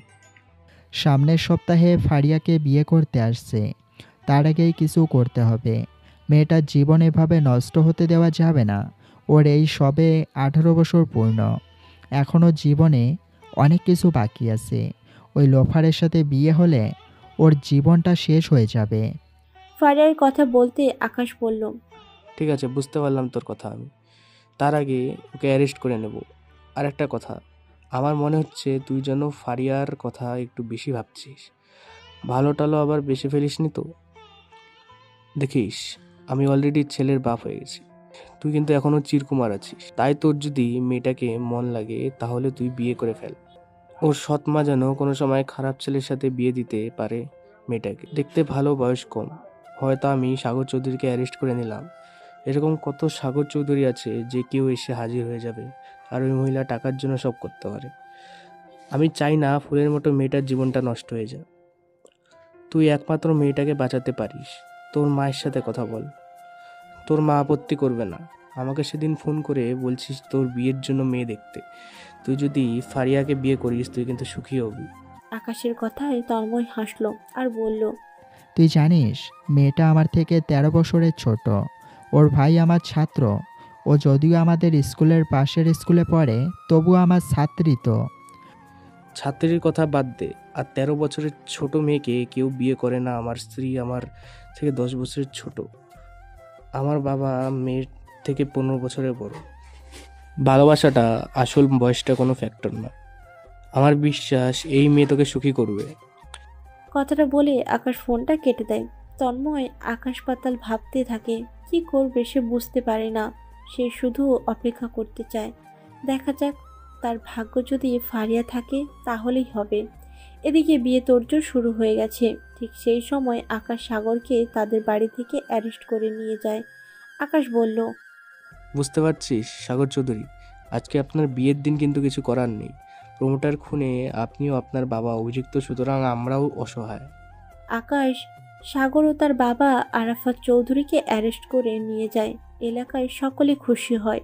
এমনিতে ওই বাপ আর ছেলের উপর প্রতিটা মানুষের রাগ ছিল, ভয়ে কেউ কোনো কথা বলতো না। আজকে যেন ওরা সব থেকে খুশি হয়েছে। সাগর চৌধুরী ও তার বাবাকে খুনের অভিযোগে পুলিশ ধরে নিয়ে গেছে। খবরটি ফারিয়ার কানে পৌঁছায়। সে মনে মনে আল্লাহকে স্মরণ করে মিনারা বেগম চিন্তায় পড়ে যায়, কারণ সাগর কি বিশ্বাস নেই সে তাকে 5 লক্ষ টাকা দিয়েছে, যার অর্ধেক টাকা সে জিনিস গুলিয়ে ফেলেছে। সে মনে মনে ঠিক করে নেয়, তোর আপুর একটা দেওর আছে, স্ত্রী মারা গেছে, 2 ছেলে রেখে অনেক টাকার মালিক, বয়স 40 বছর। কিছুদিন আগে ফারিয়ার সাথে বিয়ের কথা বলেছিল তার আপু। সাগরের কাছ থেকে টাকা নিয়েছে বলে মিনারা বেগমকে রাজি হয়নি। তাই মিনারা বেগম সিদ্ধান্ত নিল আপুর দেওরের সাথে বিয়ে দেবে। তারাও অনেক টাকা দেবে বলেছে। মিনারা বেগম তার আপুর সাথে কথা বললে তারা রাজি হয়ে যায়। তারপর ফারিয়ার কাছে যায়। ফারিয়াকে গিয়ে বলল, আজকেই তোর বিয়ে হবে। সাগর চলে গেছে তো কি হবে, আমার আপুর একটা দেওর আছে, ও তোকে বিয়ে করবে। কিছুক্ষণ পরে ওরাই আসছে, তাই তুই বাড়ি থেকে কোথাও যাবি না। ফারিয়া বুঝতে পারছিল কিছু একটা ঘটতে চলেছে। এই মিনারার সাংঘাতিক মানুষ। ফারিয়া আবার তন্ময়কে ফোন করলো আর কান্না করতে করতে বলল, স্যার আমাকে বাঁচান, আপনি যদি আমাকে না বাঁচান আমার মরণ ছাড়া কোনো পথ নেই। ফারিয়ার কথায় তন্ময় কিছু বুঝতে পারল না। তন্ময় ফারিয়াকে বলল, তুমি একটু শান্ত হও, আর কি হয়েছে আমাকে বলো। তারপর ফারিয়া তন্ময়কে সব কথা খুলে বলল। সব শুনে তন্ময় বলল, তুমি চিন্তা করো না, আমি এক্ষুনি তোমাদের বাড়ি যাচ্ছি। তন্ময় তখন আকাশের কথাটা খুব মনে এলো। তাই সে তার মায়ের রুমে গেল। তার মা তখন নামাজ পড়ছিল। নামাজ শেষ হতেই তন্ময় তার মায়ের কোলে মাথা দিয়ে শুয়ে পড়ল। হঠাৎ ছেলের এই আচরণে তার মা শবনম বেগম একটু অবাক হয়ে গেল আর বলল, হঠাৎ কোলে মাথা দিয়ে শুয়ে পড়লি, তোর তো মায়ের সাথে কথা বলার সময় থাকে না। মা, আমার মাথা ব্যথা করছে, একটু মাথায় হাত বুলিয়ে দাও। ছেলের এই ব্যবহারে তন্ময় হাসল। তার মা তার মাথায় হাত বুলিয়ে দিল। তন্ময় বলল, মা, তোমাকে একটা কথা বলবো, রাগ করবে না তো? পাগল ছেলে, রাগ করবো কেন, বল কি করবি। কিছুক্ষণ থেমে তন্ময় মির্জা তার মাকে বলল, মা, তুমি অনেকবার বিয়ের কথা বলছো, আমি বিয়ে করিনি, কিন্তু মা, আমি যদি বিয়ে করি তোমার কোনো অসুবিধা হবে? বাবা, তুই কি বলছিস? আমি তোর বিয়ের জন্য দিনরাত ঘুমাতে পারছি না, আর তুই বলছিস অসুবিধা হবে? কোনো অসুবিধা হবে না। তোর যদি কোনো মেয়েকে পছন্দ থাকে তুই বিয়ে করতে পারিস, আমার কোনো সমস্যা নেই। আমার ছেলের সুখ ছাড়া আমি আর কিছুই চাই না। মায়ের সম্মতি পেয়ে তন্ময় বলল, মা, একটা মেয়েকে আমার পছন্দ, ভালো লাগে, বলতে পারো ভালোবাসি, কিন্তু একটা সমস্যা আছে।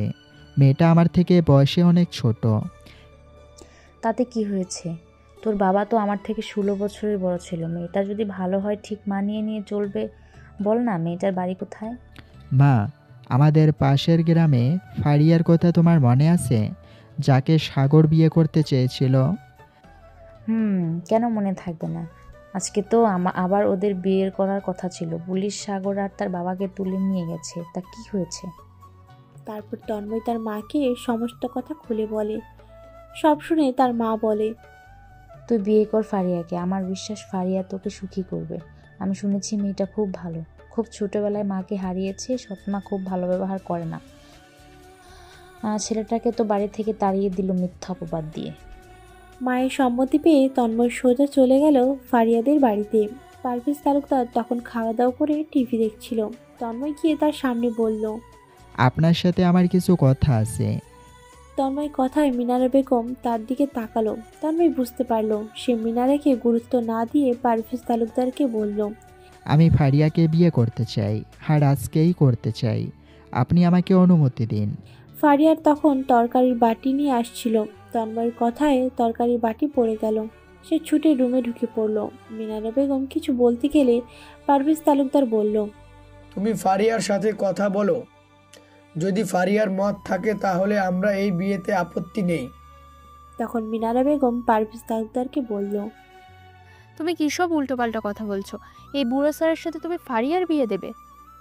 মিনারা বেগমের কথায় পারভেজ তালুকদার রেগে বলল, তুমি চুপ করে একটা কথা বলবে না আজকে?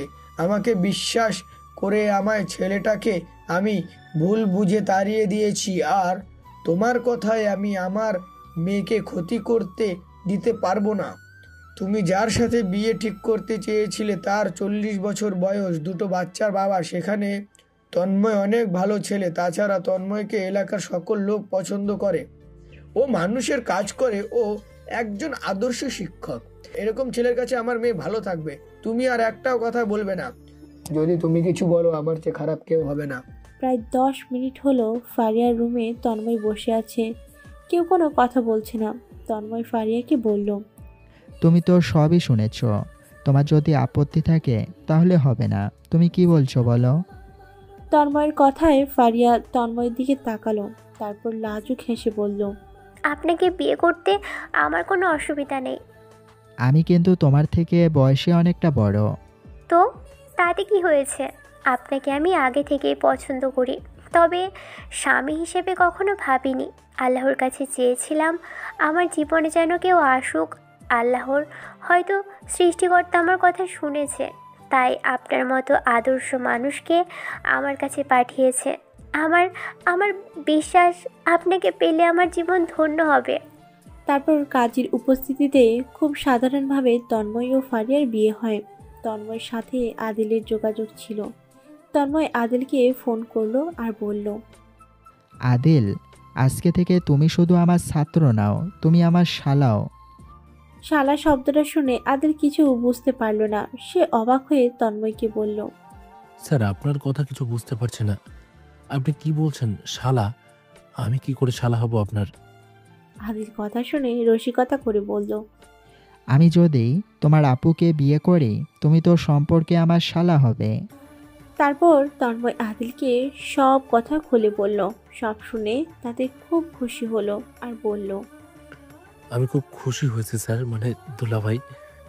আদিলের কথা শুনে তন্ময় হাসলো। তারপর বলল, আদিল, তোমার আপু খুব কান্নাকাটি করছে, তুমি ওর সাথে কথা বলো। তারপর আদিল ফারিয়ার সাথে কথা বলল। আদিল বলল, আপু, আমি যে কত খুশি হয়েছি তোকে বোঝাতে পারবো না। তুই দেখবি খুব সুখী হবি। একটা ভালো ছেলের হাতে তুই পড়েছিস। তোর জীবনের সব স্বপ্নগুলো তুই আবার পূরণ করতে পারবি। আদিলের কথা শুনে ফারিয়া হাসলো আর বলল, তুই কেমন আছিস ভাই? আজকে কতদিন পর তোর কথা শুনছি। আমি ভালো আছি আপু, খুব ভালো আছি। যাই হোক, বাবার সৎ মায়ের জন্য আমাকে ভুল বুঝলেও তোর ক্ষেত্রে কিন্তু বাবা সঠিক সিদ্ধান্ত নিয়েছে। তাই বাবার উপর আমার যে রাগ বা অভিমান ছিল সব আমি ভুলে গেছি। তুই আর পড়াশোনা করবি না? না রে, আর আমার পড়াশোনা হবে না। আমি এখন এক চাচার কাছে থাকি, চাচার সাথেই ব্যবসা করছি। ভাবছি এই ব্যবসাটা ভালো করে শুরু করব। তুই তো মাধ্যমিকে ভালো রেজাল্ট করেছিস, পড়াশোনা করতে পারতিস। এই জন্য আমি দুঃখ করি না। আল্লাহ হয়তো আমার কপালে আর পড়াশোনা লেখেনি। সে যাই হোক, তুই ভালো থাকবি, আর খুব তাড়াতাড়ি আমি তোর সাথে দেখা করছি। এদিকে আদিল আজকে কাজ থেকে ফিরে স্টেশনে বসেছিল ট্রেন ধরার জন্য। তার কিছুটা দূরে দুটো বাচ্চাকে নিয়ে এক অসহায় মহিলাকে বসে থাকতে দেখলো। ছোট মেয়েটা খুব কান্নাকাটি করছে, তোর মাকে খাবারের জন্য বায়না করছে। তখন তারা বড় আপু তাকে বলল, আফরিন, তুই তো অবুঝ কেন? মা তো বলল মায়ের কাছে পয়সা নেই।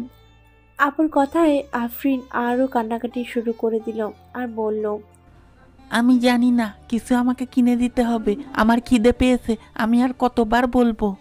ওদের কথা শুনে খুব কষ্ট হলো। আদিল ছোট মেয়েটির জন্য একটা কেক কিনে দিল আর সামনে গিয়ে মেয়েটাকে দিয়ে বলল, বোন, তুমি কেকটা খাও। আদিলের কথা শুনে তিনজনই চমকে গেল। মামনি বেগম বলল, না বাবা, এটা করো না, আমার মেয়েটা বড্ড অবুঝ, তাই বায়না করছে। আন্টি কেন মিথ্যে বলছেন? ও বায়না ধরেছে ঠিকই, কিন্তু সত্যি খিদে পেয়েছে। আমি যদি বড় ভাই হিসেবে ওকে কিনে দেই, তাতে আপনি আপত্তি করছেন কেন? ওটা আমার ছোট বোন, আর ওর যদি একটা বড় ভাই থাকতো ওকে তো কিনে দিত। আদিলের কথা শুনে মামনি বেগমের চোখে জল এলো। সে বলল, বাবা, আমাদের অবস্থা আগে ভালো ছিল, কিন্তু ওর বাবাকে খুন করেছে। তারপর থেকেই আমরা খুব কষ্টের মধ্যে আছি। আজকে কেসের রায় ছিল, বিচারক ওদের সাজা মঞ্জুর করেছে। মামনি বেগমের কথা শুনে আদিলের কষ্ট হলো। সে বলল, আন্টি একটা কথা জিজ্ঞেস করব, কিছু মনে করবেন না? না বাবা, কি মনে করব? তুমি তো আমার ছেলের মতো। তুমি বলো, তুমি কি জানতে চাইছো? আন্টি, আঙ্কেল কি কাজ করেছিল যে তাকে খুন হতে হলো? তখন পাশ থেকে তার বড় মেয়ে সায়না বলল, আমার বাবা একজন প্রমোটার ছিল, আর কাউন্সিলর সারাফাত চৌধুরী ও তার ছেলে সাগর চৌধুরী তাদের লোক দিয়ে আমার বাবাকে খুন করে। সাগর চৌধুরী নাম শুনতেই আদিল সায়নার দিকে তাকালো। সায়না সেটা লক্ষ্য করে বলল, আমার মনে হচ্ছে আপনি এই ব্যক্তিগুলোকে চেনেন। চিনি, অনেক খারাপ লোক, সেটা আমি জানি। কিন্তু তোমার বাবা কি করেছিল? কি বিল্ডিং তৈরি নিয়ে ঝামেলা হয়েছিল, আমি তো অত বলতে পারবো না। আগের দিন বাবাকে ফোন করে হুমকি দিয়েছিল খুন করবে, তারপরেই বাবা খুন হয়। আর মা এফআইআর করে, পুলিশ তদন্ত করে, আর তাতেই উঠে আসে ওরাই আমার বাবাকে লোক লাগিয়ে খুন করেছে। তারপর ওরা আরও কিছুক্ষণ নিজেদের মধ্যে কথা বলে ট্রেন আসতে যে যার উঠে পড়ে। আদিল তার ব্যবসার জন্য কঠিন পরিশ্রম করছে সেটা দেখে হালিম শেখ বলল, আমার মনে হচ্ছে আদিল, তুমি খুব তাড়াতাড়ি একজন বিজনেসম্যান হিসেবে প্রতিষ্ঠিত হবে। তোমার পরিশ্রম বৃথা যাবে না। হালিম শেখের কথায় কদিন হাসলো, কিছু বলল না। আজকে আদিল ফারিয়ার সাথে দেখা করতে এসেছে। আদিলকে জড়িয়ে ধরে ফারিয়া খুব কান্নাকাটি করে আদিল বলল, তুই কান্না করিস না, দেখবি এবার সব ঠিক হয়ে যাবে। ভালো মানুষের সাথে তোর বিয়ে হয়েছে, তাই তুই এবার থেকে শুধু হাসবি। ভাই, ভাই আমার বাবার জন্য খুব চিন্তা হচ্ছে। আর কিছুদিন যাক, তারপর বাবাকে নিয়ে চলে আসবো। তুই কি ওই বাড়িতে ফিরে যাবি না? না, আমি আমার নিজের যোগ্যতায় বাড়ি গাড়ি সব করব। বাবার কোনো জিনিস আমি নেব না। তখন পাশ থেকে তন্ময় মির্জা আদিলের পিঠ চাপড়ে দিয়ে বলে, সাব্বাস তন্ময়, এটা একটা পুরুষ মানুষের মতো কথা। তুমি এগিয়ে যাও, আর খুব তাড়াতাড়ি তুমি তোমার লক্ষ্যে পৌঁছাতে পারবে। আদিল প্রচুর পরিশ্রম করছে। তার কিছু জামানের টাকা ছিল, আর ব্যাংক থেকে বিজনেস লোন নিয়ে যে প্রথমে একটা জায়গা কেনে, তারপর সেখানে একটা ছোট্ট দোকান খোলে। আস্তে আস্তে সে তার ব্যবসা বাড়াতে থাকে। এইভাবেই কেটে গেল 5টা বছর। এখন আদিল 4টে শপিং মলের মালিক, একজন নামকরা প্রতিষ্ঠিত বিজনেসম্যান। এদিকে মামনি বেগমের খুব শরীর খারাপ। সায়ন তার মায়ের কাছে বসে আছে। তার মাকে এভাবে দেখতে কার ভালো লাগছে না। সায়ন তার মাকে বলল, তোমার শরীর খারাপ, আমার কিছু ভালো লাগছে না। আমি আর পড়াশোনা করব না, আমি জব করব। আমার বান্ধবী তনি সেদিন বলেছিল, ওর ভাইয়া বলেছে, যদি জব করতে চাস আমাকে বলবি, দেখে দেব। তনি করবে মনে হয়। ও যদি করে তাহলে আমিও বলবো, আমিও করব। মেয়ের কথা শুনে মামুনি বেগম বলল, পড়াশোনা কমপ্লিট কর, তারপর করবি। না মা, আমি জব করব, আর তার সাথে আমি পড়াশোনাটা চালিয়ে যাব। তোমাকে চিন্তা করতে হবে না। তুমি আমাদের জন্য অনেক কিছু করেছো, আর তোমায় কিছু কষ্ট করতে হবে না। এবার থেকে তোমার বোনের সব দায়িত্ব আমার। শায়নার কথা শুনে মামুনি বেগম তার মাথায় হাত বুলিয়ে দেয়। স্বামী মারা যাওয়ার পর মামুনি বেগম ধূপ তৈরির কারখানায় কাজ করত। হঠাৎ কিছুদিন যাবৎ তার শরীরটা খারাপ হয়ে যায়, আর কাজ যেতে পারছে না। শায়না তার বান্ধবী তনির সাথে দেখা করলো আর বলল, তনি, তোর ভাইয়া যে বলেছিল জব করতে চাইলে বলার জন্য, আমার খুব কাজের একটা দরকার। আমাদের ফ্যামিলির কথা সবটা তো তুই জানিসই। বাবা নেই, মা অসুস্থ, তাই আমি কিছু কাজ করতে চাই। তুই তোর ভাইকে বলে ব্যবস্থা করে দিতে পারবি? শায়নার কথা শুনে তন্নি বলল, ভাইয়া বলছিল ও যে শপিং মলে কাজ করে সেই মালিক আর একটা শপিং মল খুলেছে, ওখানে নাকি লোক নেওয়া হবে। কম্পিউটার জানলে আরও সুবিধা হয়, তাহলে সারা দিনের বেচাকেনার হিসাব রাখতে হবে। তুই তো কম্পিউটার জানিস, তাহলে অসুবিধা হবে না। আমি ভাইয়ের সাথে কথা বলবো। ঠিক আছে, তুই তাহলে কথা বলবি। আর তুই কিছু কাজ করবি না? করবো তো, আমারও ইচ্ছা যে কিছু করার, তবে মা বলছিল আমার নাকি বিয়ে দিয়ে দেবে। আর এমনিতে আমার পড়াশোনা করতে ভালো লাগে না, বিয়ে হয়ে গেলে ভালো হয়, আর পড়াশোনা করতে হবে না। তন্নির কথায় শায়না হাসলো আর বলল, সত্যি করে তুই একটা বিয়ে পাগলা। তুই এখন একদম বিয়ে করিস না, এখন নিজের পায়ে দাঁড়া, তারপর বিয়ে করবি। শেষে দেখবি শ্বশুরবাড়িতে গিয়ে তোকে কথা শুনতে হচ্ছে, খোটা দিচ্ছে খাবার জন্য। তাই আগে স্বাবলম্বী হোক, তারপর বিয়ে করবি। সত্যি কথা বলতে কি, একদিন বিয়ে নিয়েও আমিও ভাবিনি। সেদিন মা বলতে তারপর থেকে আমার মাথায় বিয়ে বিয়ে বায়না ঢুকেছে। তা না হলে আমি ভেবেছিলাম আমি কাজ করব, কিন্তু এখন তো বিয়ে করা একটা আমার নেশার মধ্যে হয়ে গেছে। তন্নির কথায় শায়না রেগে গিয়ে বলল, তোর গলা টিপে তোকে আমি এখনই মেরে ফেলবো যদি তুই এখন বিয়ে করিস। আমি জানি তোর ফ্যামিলি অনেক ভালো, তুই না চাইলে ওরা কখনোই তোকে বিয়ে দেবে না। তাই এই বিয়ের ভূতটা মাথা থেকে ঝেড়ে ফেলে দে। আরে ভাইয়াকে কাজের ব্যাপারটা বলিস কেমন? কথাটা বলে শায়না তার কাজে চলে যায়। শায়না প্রাইভেট পড়ায়। আজকে একটা ছাত্র তাকে মাইনে দিয়েছে, তাই সে টাকার বাজার করতে গেল। বাজার করে সে একটু অন্যমনস্কভাবে রাস্তা হাঁটছিল। হঠাৎ তার সামনে একটা গাড়ি এসে পড়ে। হর্ন দিচ্ছিল, কিন্তু শায়না অন্যমনস্ক থাকায় শুনতে পায়নি। আকস্মিক গাড়িটা শায়নাকে ধাক্কা মারে। শায়না ব্যাগ সমেত পড়ে যায়, তবে আঘাত সেরকম গুরুতর নয়। শায়নার কোমরে লাগে, সে বলে সেখানে বসে পড়ে। ড্রাইভার গাড়ি থেকে নেমে শায়নার কাছে যাবে কি তখন আদিল বলল, চাচা আপনি বসুন, আমি দেখছি। কথাটা বলে আদিল গাড়ি থেকে নেমে গেল। এদিকে গাড়ির ধাক্কায় শায়নার চাল ঢাল সব রাস্তায় গড়াগড়ি খাচ্ছে। আদিল শায়নার সামনে গিয়ে বলল, কখন থেকে হর্ন বাজাচ্ছি, তুমি কি শুনতে পাও না? আদিলের কথায় শায়না বলল, আমি একটু অন্যমনস্ক ছিলাম, তাই শুনতে পাইনি। কথাটা বলে শায়না চাল ডালের দিকে তাকায়, দেখে তার মাসের বাজার পড়ে আছে। তার বুকের আরও যন্ত্রণা হয়। এবার কি করে চলবে, তার হাতেও তো আর টাকা নেই। এসব চিন্তা করতেই তার চোখ দিয়ে কয়েক ফোঁটা জল গড়িয়ে ফেলল। আদিল এক দৃষ্টিতে শায়নার দিকে তাকিয়ে রইল। মেয়েটাকে তার খুব চেনা চেনা লাগলো, কোথায় যেন দেখেছি, কিন্তু সেই মুহূর্তে তার মনে এলো না। শায়না কিছু না বলে চলে গেল। আদিল শায়নার চলে যাওয়ার দিকে তাকিয়ে রইল। আদিল দেখতে পেল শায়না কিছু দূরে একটা লোকের সাথে কথা বলছে। কিছুক্ষণ পর শায়না চলে যেতে আদিল সেই ভদ্রলোকের কাছে গেল আর বলল, চাচা, এই একটু আগে যে মেয়েটা আপনার সাথে কথা বলছিল, মেয়েটার নাম কি? ওই যে মেয়েটা মেরুন রঙের 3 পিস পরে আছে। আদিলের কথায় লোকটা দূরের দিকে তাকিয়ে দেখল, বুঝতে পারল সে, তারপর বলল, ও ওই মেয়েটা, ওর নাম শাইনা, আমাদের বাড়ির পাশে ওরা থাকে। ও নাকি সারা মাসের মুদিখানা নিয়ে বাড়ি যাচ্ছিল আর গাড়ির ধাক্কায় সব পড়ে যায়, তাই দুঃখ করছিল। ওর মা অসুস্থ, ঘরে টাকা পয়সা নাই।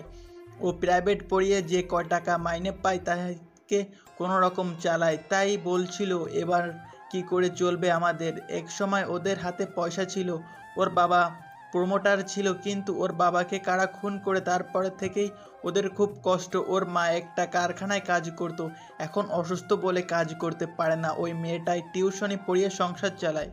লোকটার মুখ থেকে সব কথা শোনার পর আদিলের সব মনে পড়ে গেল। কয়েক বছর আগে স্টেশনে এক সন্ধ্যাবেলা দুই মেয়েকে নিয়ে এক অসহায় মহিলা বসেছিল।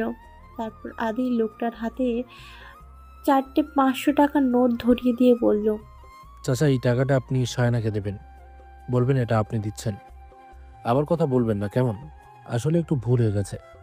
তারপর আদিল পকেট থেকে একটা কার্ড দিয়ে বলে, এই কার্ডটা শায়নাকে দেবেন আর বলবেন ও যদি কিছু জব করতে চায় যেন দেখা করে। এই কোম্পানিতে লোক নেবে, এটা একটা শপিং মল, এখানে অনেক মেয়েরা কাজ করে। আদিলের কথা শুনে বকরুল শিকদার খুব খুশি হলো আর বলল, ঠিক আছে বাবা, আমি বলে দিব।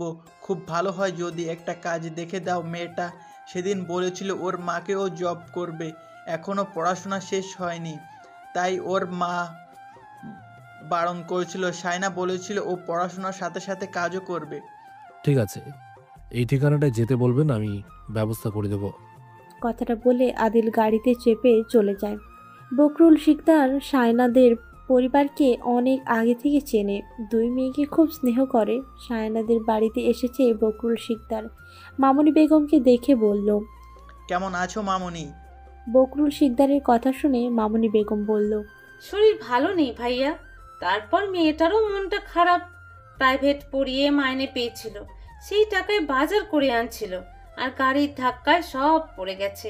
রুমে গিয়ে শুয়ে কাঁদছে, বলছে সারা মাস কি করে চলবে। অত চিন্তা করতে হবে না মামুনি, জানো তো কথায় আছে যার কেউ নেই আল্লাহ আছে।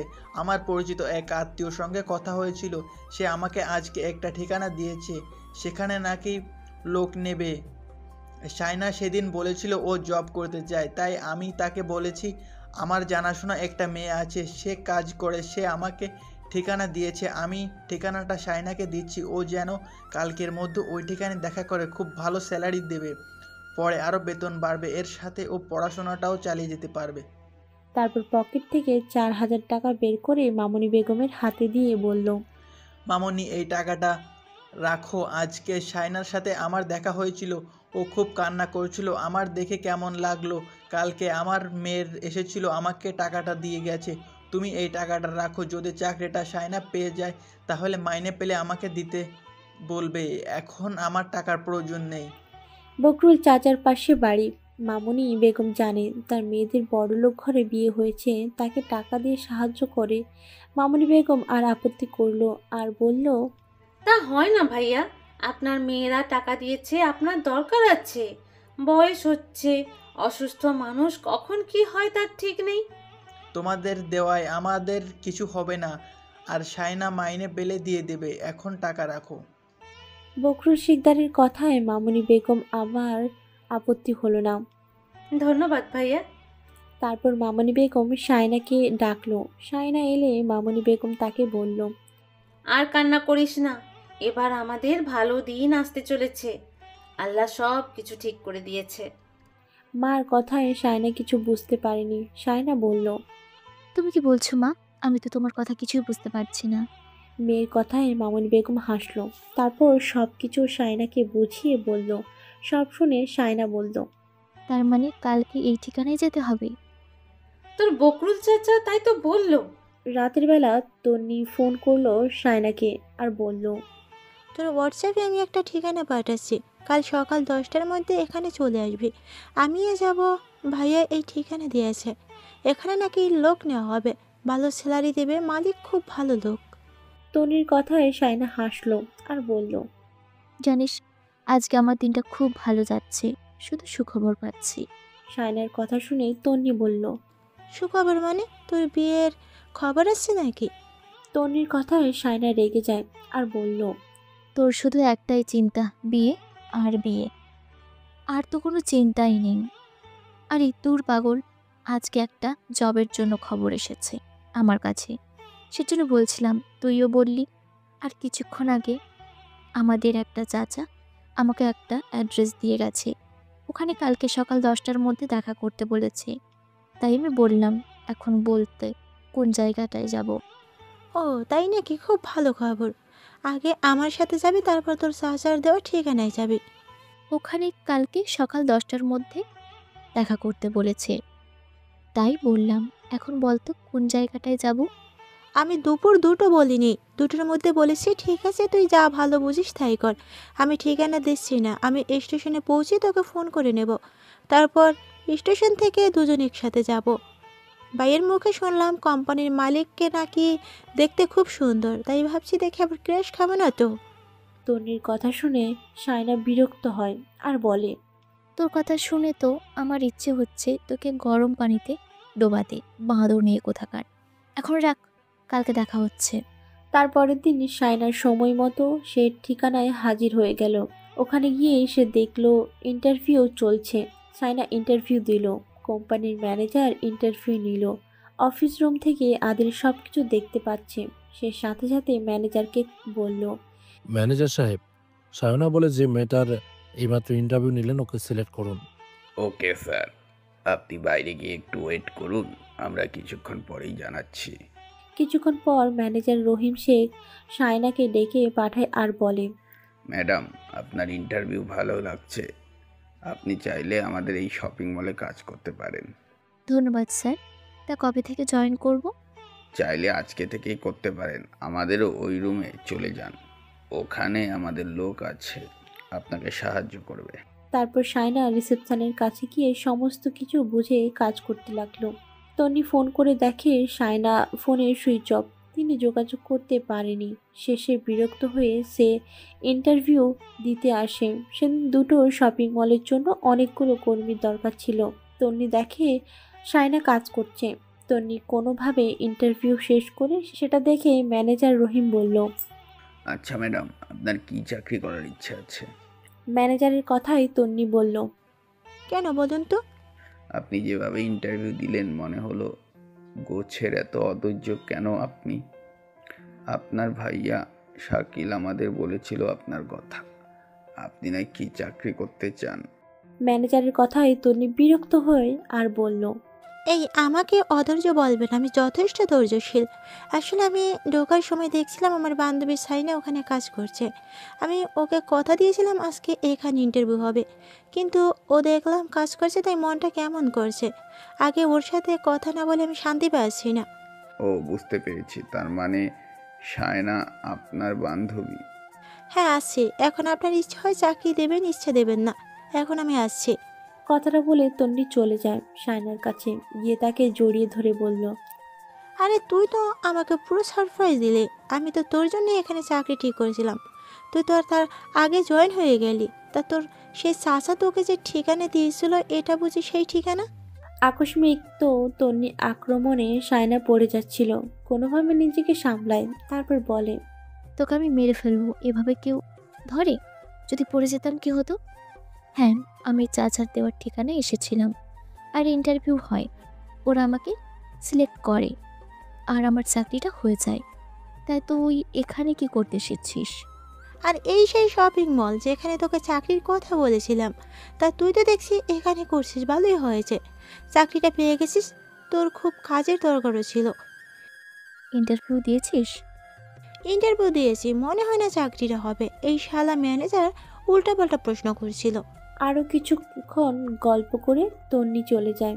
সায়না তার কাজগুলো কমপ্লিট করে বাড়ি যায়। আজকে 1 সপ্তাহ হলো সায়না কাজ পেয়েছে। সে এখনও তার মালিককে দেখেনি, কিন্তু আদিল মেয়েটার উপর ঠিক খেয়াল রাখে। ঠিক সেই সময় আদিলের সাথে সায়নার ধাক্কা লাগে। সায়না পড়ে যেতেই আদিল ধরে ফেলে আর বলল, দেখে চলবে তো, যদি পড়ে যেত তাহলে কোমরটা তো ভেঙে যেত। আদিলের কথায় সায়না আদিলের দিকে তাকায়, আর তাকে দেখে চিনতে পেরে যায়। সেদিনের জন্য তার আদিলের উপর রাগ ছিল। সে বলল, আপনি কানা নাকি, দেখে চলতে পারেন না? তারপর আদিলকে দেখে আবার পুনরায় বলল, সেদিন আমার দোষ ছিল, আজ কিন্তু আপনার দোষ। সরি, আসলে ফোনে একটা মেসেজ চেক করছিলাম। ঠিক সেই সময় ম্যানেজার রহিম শেখ আদিলকে বলল। স্যার আপনি এখানে? আদিল হু বলে সেখান থেকে চলে যায়। রহিম শেখ সায়নাকে বলল। সায়না, এই স্যার আমাদের শপিং মলের মালিক, খুব ভালো মানুষ।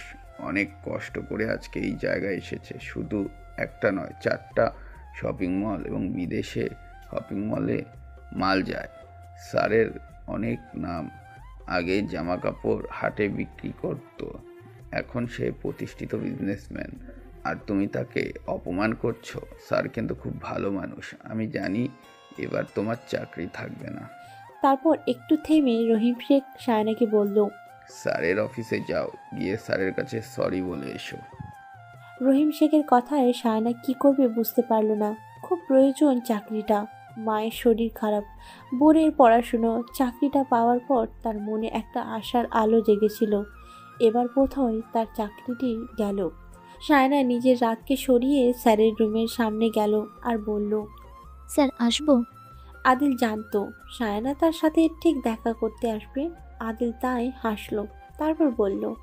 হ্যাঁ, ভেতরে আসুন। সায়না ভেতরে ঢুকে আদিলের কাছে গিয়ে হাত জোর করে বলল। স্যার আমি দুঃখিত, আমার ভুল হয়ে গেছে। আমি বুঝতে পারিনি, তাই হয়তো খারাপ ব্যবহার করেছি। আর কখনোই ভুল হবে না। এবারের মতো ক্ষমা করে দিন। এই চাকরিটা খুব প্রয়োজন।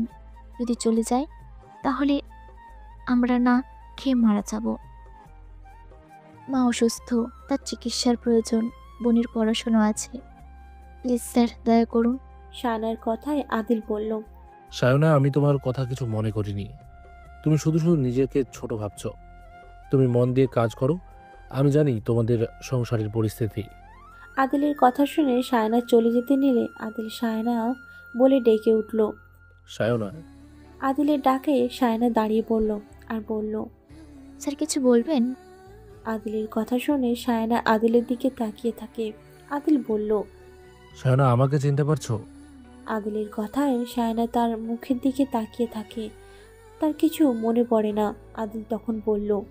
মনে করে দেখো তো, এর আগে কোথায় দেখেছো? আমি যদি বলি তুমি চিনতে পারবে, মনে করে দেখো। আজকে থেকে 6 বছর আগে যেদিন তোমার বাবার খুনের রায় বেরোনোর কথা ছিল, সেদিন তোমার মা তোমাদের 2 ভাই ও বোনকে নিয়ে একটা স্টেশনে অপেক্ষা করছিল। তোমার বোন খুব বায়না করছিল, তার খিদে পেয়েছিল। তুমি তোমার বোনকে বোঝাচ্ছিলে, তখন একটা ছেলে তোমার বোনকে একটা কেক কিনে দিয়েছিল, মনে আছে? তার জন্য তুমি তোমার বোনকে অনেক বকেছিলে। তারপর সেই ছেলেটা বলেছিল ওর খিদে পেয়েছে তাই কান্না করছে। তারপর আরও অনেক কথা হয়েছিল। তখন তোমার বয়স মনে হয় 13 বা 14 হবে। এবার মনে করে দেখো তো, সেই ছেলেটাকে চিনতে পারছো? আদিলের কথা শুনে সায়নার চোখ বুজে কিছু মনে করার চেষ্টা করে তারপর মনে পড়ে যেতে সায়না বলল। বুঝতে পেরেছি। তার মানে আপনি ছিলেন। আপনি বলেছিলেন আপনি হাঁটতে হাঁটতে জামা কাপড় বিক্রি করেন। কিছুদিন আগে ম্যানেজারও বলছিল শপিং মল করার আগে আপনি ওই কাজগুলো করতেন। সায়নার কথা শুনে আদিল হাসলো আর বলল। তোমাকে যেদিন আমার গাড়ি ধাক্কা মেরেছিল, আমি সেদিনই তোমাকে চিনতে পেরেছি। তারপর তোমার চাচার মাধ্যমে তোমাকে কাজের অফার আমি পাঠিয়েছিলাম। আদিলের কথায় সায়না বলল। টাকাটা কি আপনি পাঠিয়েছিলেন আমাদের সংসার খরচের জন্য? 4000 টাকা। সব কথা শোনার পর চাকরিটা ছেড়ে দিও না, তোমাকে আমার প্রয়োজন আছে। এইভাবে কেটে গেল কিছুদিন। দুজনের মধ্যে একটা ভালো সম্পর্ক তৈরি হলো। আস্তে আস্তে দুজন দুজনের প্রতি একটা অনুভূতি জন্ম নিল। আদিল একদিন থাকতে না পেরে সায়নাকে বলল। সায়না, আজকে তোমাদের বাড়িতে যাব, তোমার মাকে দেখতে যাব। জানো তো, ছোটবেলায় আমার মা মারা গিয়েছিল। তারপর আমার সৎ মা আমার সাথে ভালো ব্যবহার করতো না। আমাকে চুরির মিথ্যা অপবাদ দিয়ে বাড়ি থেকে বের করে দিয়েছিল। অনেক লড়াই করে আজকে আমি এই জায়গায় এসেছি। তাই মা মানে আমার কাছে একটা দুর্বলতা। সায়না আদিলকে নিয়ে তাদের বাড়িতে আসে। মামুনি বেগম সব কথা শুনে খুব খুশি হয়। আদিলকে বলল। আমি খুব খুশি হয়েছি। সেদিন সায়না আমাকে সব কথা বলেছে। তারপর একটু থেমে মামুনি বেগম বলল। জানি না এই পৃথিবীতে আমি আর কদিন বেঁচে থাকবো। সেদিন স্টেশনে তোমার এই ব্যবহারটাই আমার খুব ভালো লেগেছিল। তোমাকে একটা দায়িত্ব দিয়ে যাব। আমি থাকি আর নাই থাকি, আমার এই 2 মেয়েকে তুমি দেখবে। সেদিন বড় ভাই হিসেবে তুমি আমার ছোট মেয়েকে একটা কেক কিনে দিয়েছিলে আর বলেছিলে বড় ভাই ছোট বোনকে কিনে দিয়েছে। তোমার এই কথাটা আজও আমার মনে আছে। মামুনি বেগমের কথা শুনে আদিল বলল, আপনাকে চিন্তা করতে হবে না আন্টি, ওদের সব দায়িত্ব আমার। তারপর আদিল ওদের দুই বোনকে নিয়ে সেই দিন একটা পার্কে ঘুরতে যায়। আরফিন যখন অন্য কিছু দেখতে ব্যস্ত, আদিলের সায়ানার কানের কাছে এসে ফিসফিস করে বলল, তোমার মাকে আমি যে কথা দিয়েছি সে কথা আমি অবশ্যই রাখবো। এখন বলো, আমি তোমার বিয়ে দিতে চাই, আমার হাতে একটা ভালো ছেলে আছে, তুমি কি বিয়ে করবে? আকস্মিক আদিলের কথায় সায়না চমকে যায় আর বলে, আপনি কিসব উল্টোপাল্টা কথা বলছেন? বিয়ে নিয়ে আমি এখন ভাবছি না। তোমার মা কি তোমাকে বলেছিল তার শরীর ভালো নয়, তাই একটা মেয়ের বিয়ে দেখে যেতে পারলে সে খুব খুশি হতো। মায়ের উল্টোপাল্টা কথা বাদ দিন তো। আমার মনের মতো ছেলে যতদিন না পাচ্ছি ততদিন আমি বিয়ে করব না। আমাকে তোমার কেমন লাগে? আদিলের এই কথায় সায়না নর্মালভাবে উত্তর দিল আর বলল, ভালো লাগে। আর ভালো লাগলে তো হবে না, আপনি অনেক বড় বিজনেসম্যান, না জানি কত মেয়ে আপনার পেছনে পড়ে আছে, আমি তো সেখানে। কথাটা শেষ করতে পারল না সায়না, তার আগেই তার মুখ চেপে ধরল। আদিল বলল, আগে পরে কেউ নাই, আমার মনে কেবলমাত্র তুমি আছো। কথাটা বলে আদিল সায়নার হাতটা ধরে আর বলল, এই হাত আমি জীবনও ছাড়বো না। এদিকে পারভেজ তালুকদার অবস্থা ভালো নয়। কিছুদিন আগে তার স্ট্রোক হয়, তারপরে সে বিছানায় পড়ে। দিনকে দিন সে আরও খারাপ দিকে যাচ্ছে। দোকান ভালো চলে না। মিনারা বেগম দিনরাত অশান্তি করে, চিৎকার চেঁচামেচি করে, পারভেজ তালুকদারকে নানা কথা শোনায়। লোকের মুখে শুনেছে আদিল এখন নামকরা বিজনেসম্যান, অথচ তার বাবার জন্য সে কিছু করছে না। মিনারা বেগম খুব চালাক প্রকৃতির মানুষ।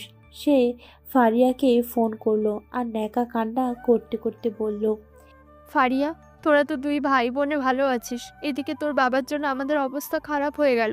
তার চিকিৎসা করতে করতে আমার যা পড়েছিল সব চলে গেছে। তুই তো বড়লোক ছেলের সাথে বিয়ে করে ভালো আছিস, আর ভাই তো একটা নামকরা বিজনেসম্যান, কত টাকা পয়সা। মানছি তোর বাবা একটা ভুল করেছে, তা বলে তোরাও তো ওর ছেলে মেয়ে, তোদেরও তো দরকার তোর বাবাকে দেখা। ভুল করেছে বলে লোকটা কিন্তু খারাপ নয়। মিনারা বেগমের কথা শুনে ফারিয়া বলল, তোমাকে চিন্তা করতে হবে না, আমি কালকে বাবাকে দেখতে যাচ্ছি, আর আমি ভাইকে অবশ্যই ফোন করব। তারপর ফারিয়া আদিলকে ফোন করলো আর বলল, আদিল, মা ফোন করেছিল, বাবার অবস্থা ভালো নয়, ডক্টর জবাব দিয়েছে বাবা আর বাঁচবে না। জানি বাবা তোর সাথে যেটা করেছে সেটা ঠিক কাজ করেনি, বাবা ভুল ছিল। তার মানে তুই ভুল করবি তা তো ঠিক নয়। সব কিছু ভুলে তুই আজকে বাড়ি আসবি। আপুর মুখ থেকে সব কথা শুনে আদিল বলল, হ্যাঁ আপু, আমি যাব, আমি অবশ্যই বাবার কাছে যাব। তারপর আদিল তার পরের দিনই তার বাবাকে দেখতে আসে। তার বাবার তখন শেষ অবস্থা, সে কথা বলতে পারছে না। আদিলকে দেখে সে চিনতে পারে। তার চোখ দিয়ে কয়েক ফোঁটা নোনার জল গড়িয়ে পড়ে। হাতটা মাথায় তুলে দোয়া করে। আদিল তার মায়ের উদ্দেশ্যে বলল, মা বাবাকে আমি বড় ডাক্তার দেখাবো, বাবাকে আবার সুস্থ করে তুলবো। তুমি তো আমাকে আগে ফোনটা করতে পারতে। আমি জানি সব কিছু আমার জন্য হয়েছে, তাই আমি লজ্জায় তোকে ফোন করতে পারিনি, কিন্তু আর থাকতে পারলাম না। সংসারে হাল খুবই খারাপ, তো বাবার চিকিৎসা করব সেই টাকাটুকু নেই। তারপর আদিল তার বাবাকে বড় হাসপাতালে ভর্তি করলো।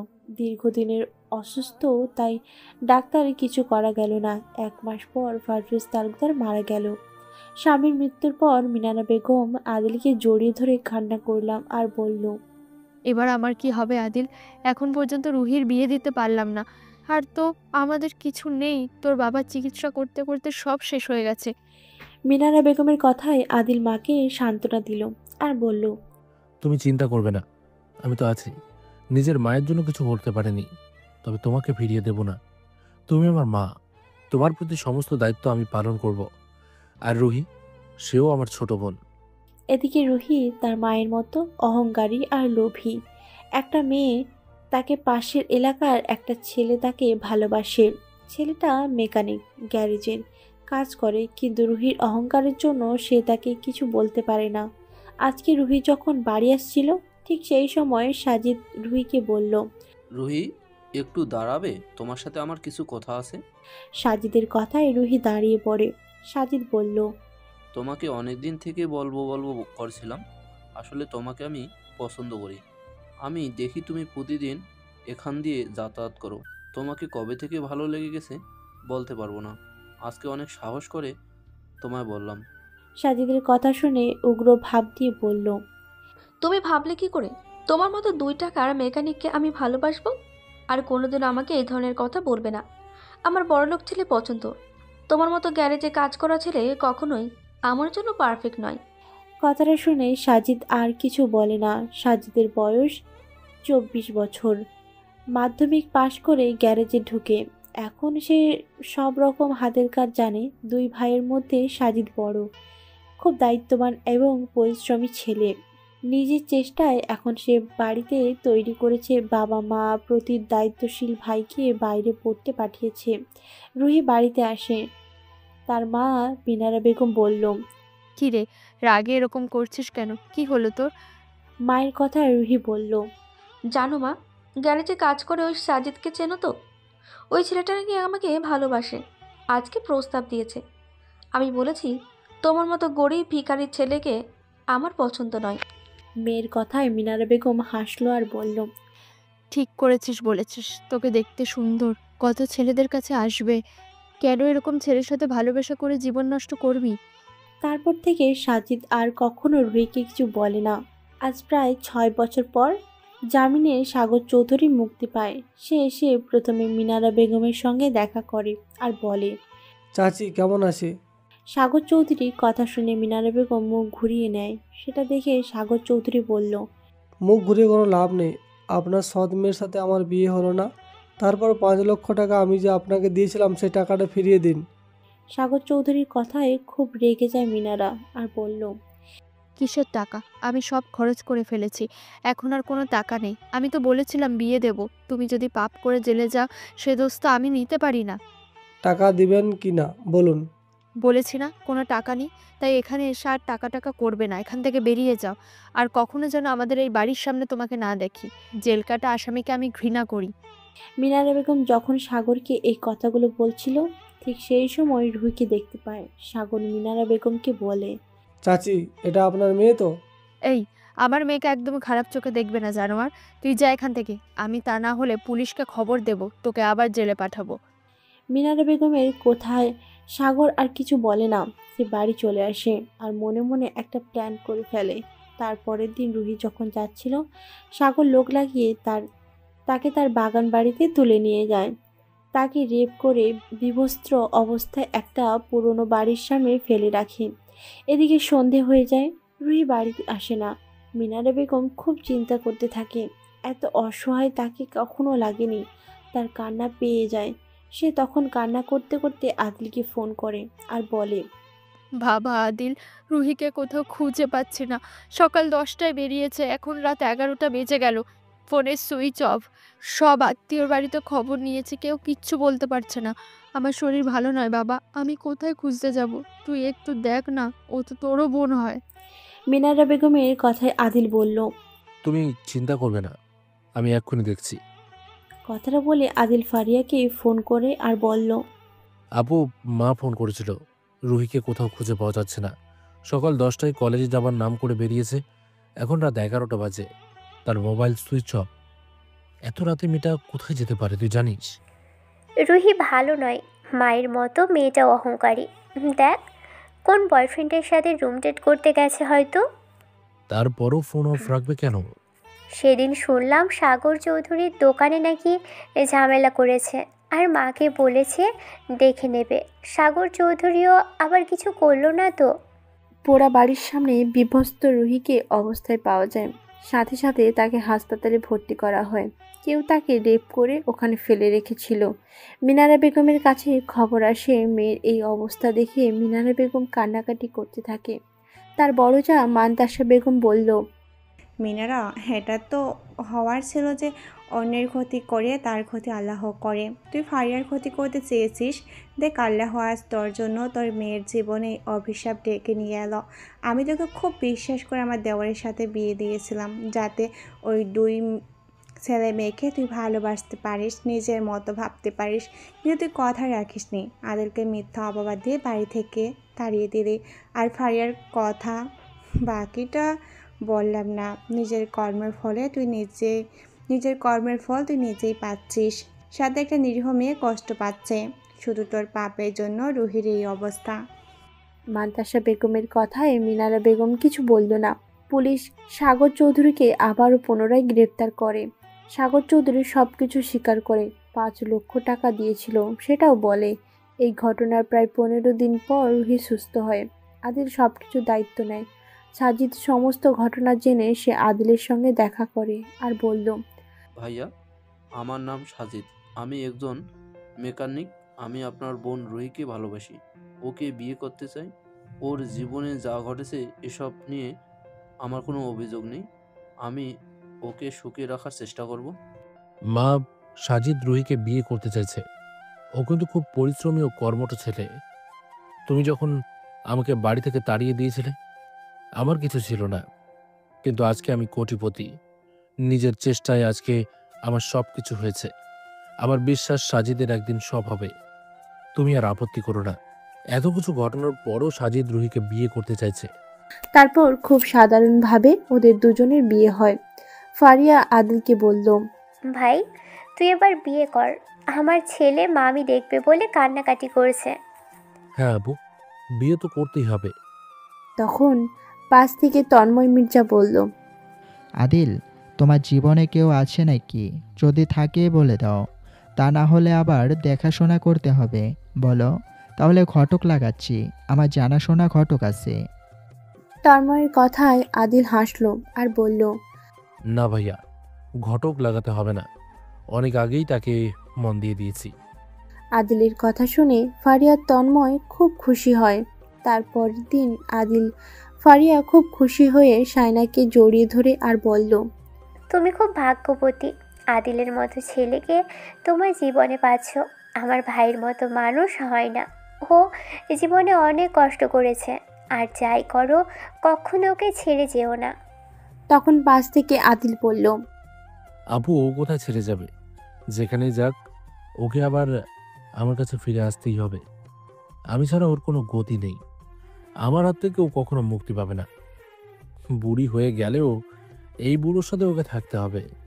আদিলের কথায় শায়না লাজুক হাসে আর মনে মনে বলল, ঠিক বলেছেন, মৃত্যু ছাড়া শায়না আদিলকে ছেড়ে কোথাও যাবে না। শায়না বিড়বিড় করছে দেখে আদিল বলল, কি গো, ঠিক কথা বলেছি তো? শায়না মাথা নেড়ে সম্মতি জানায়। এই গল্পের কাহিনী এখানেই সমাপ্ত।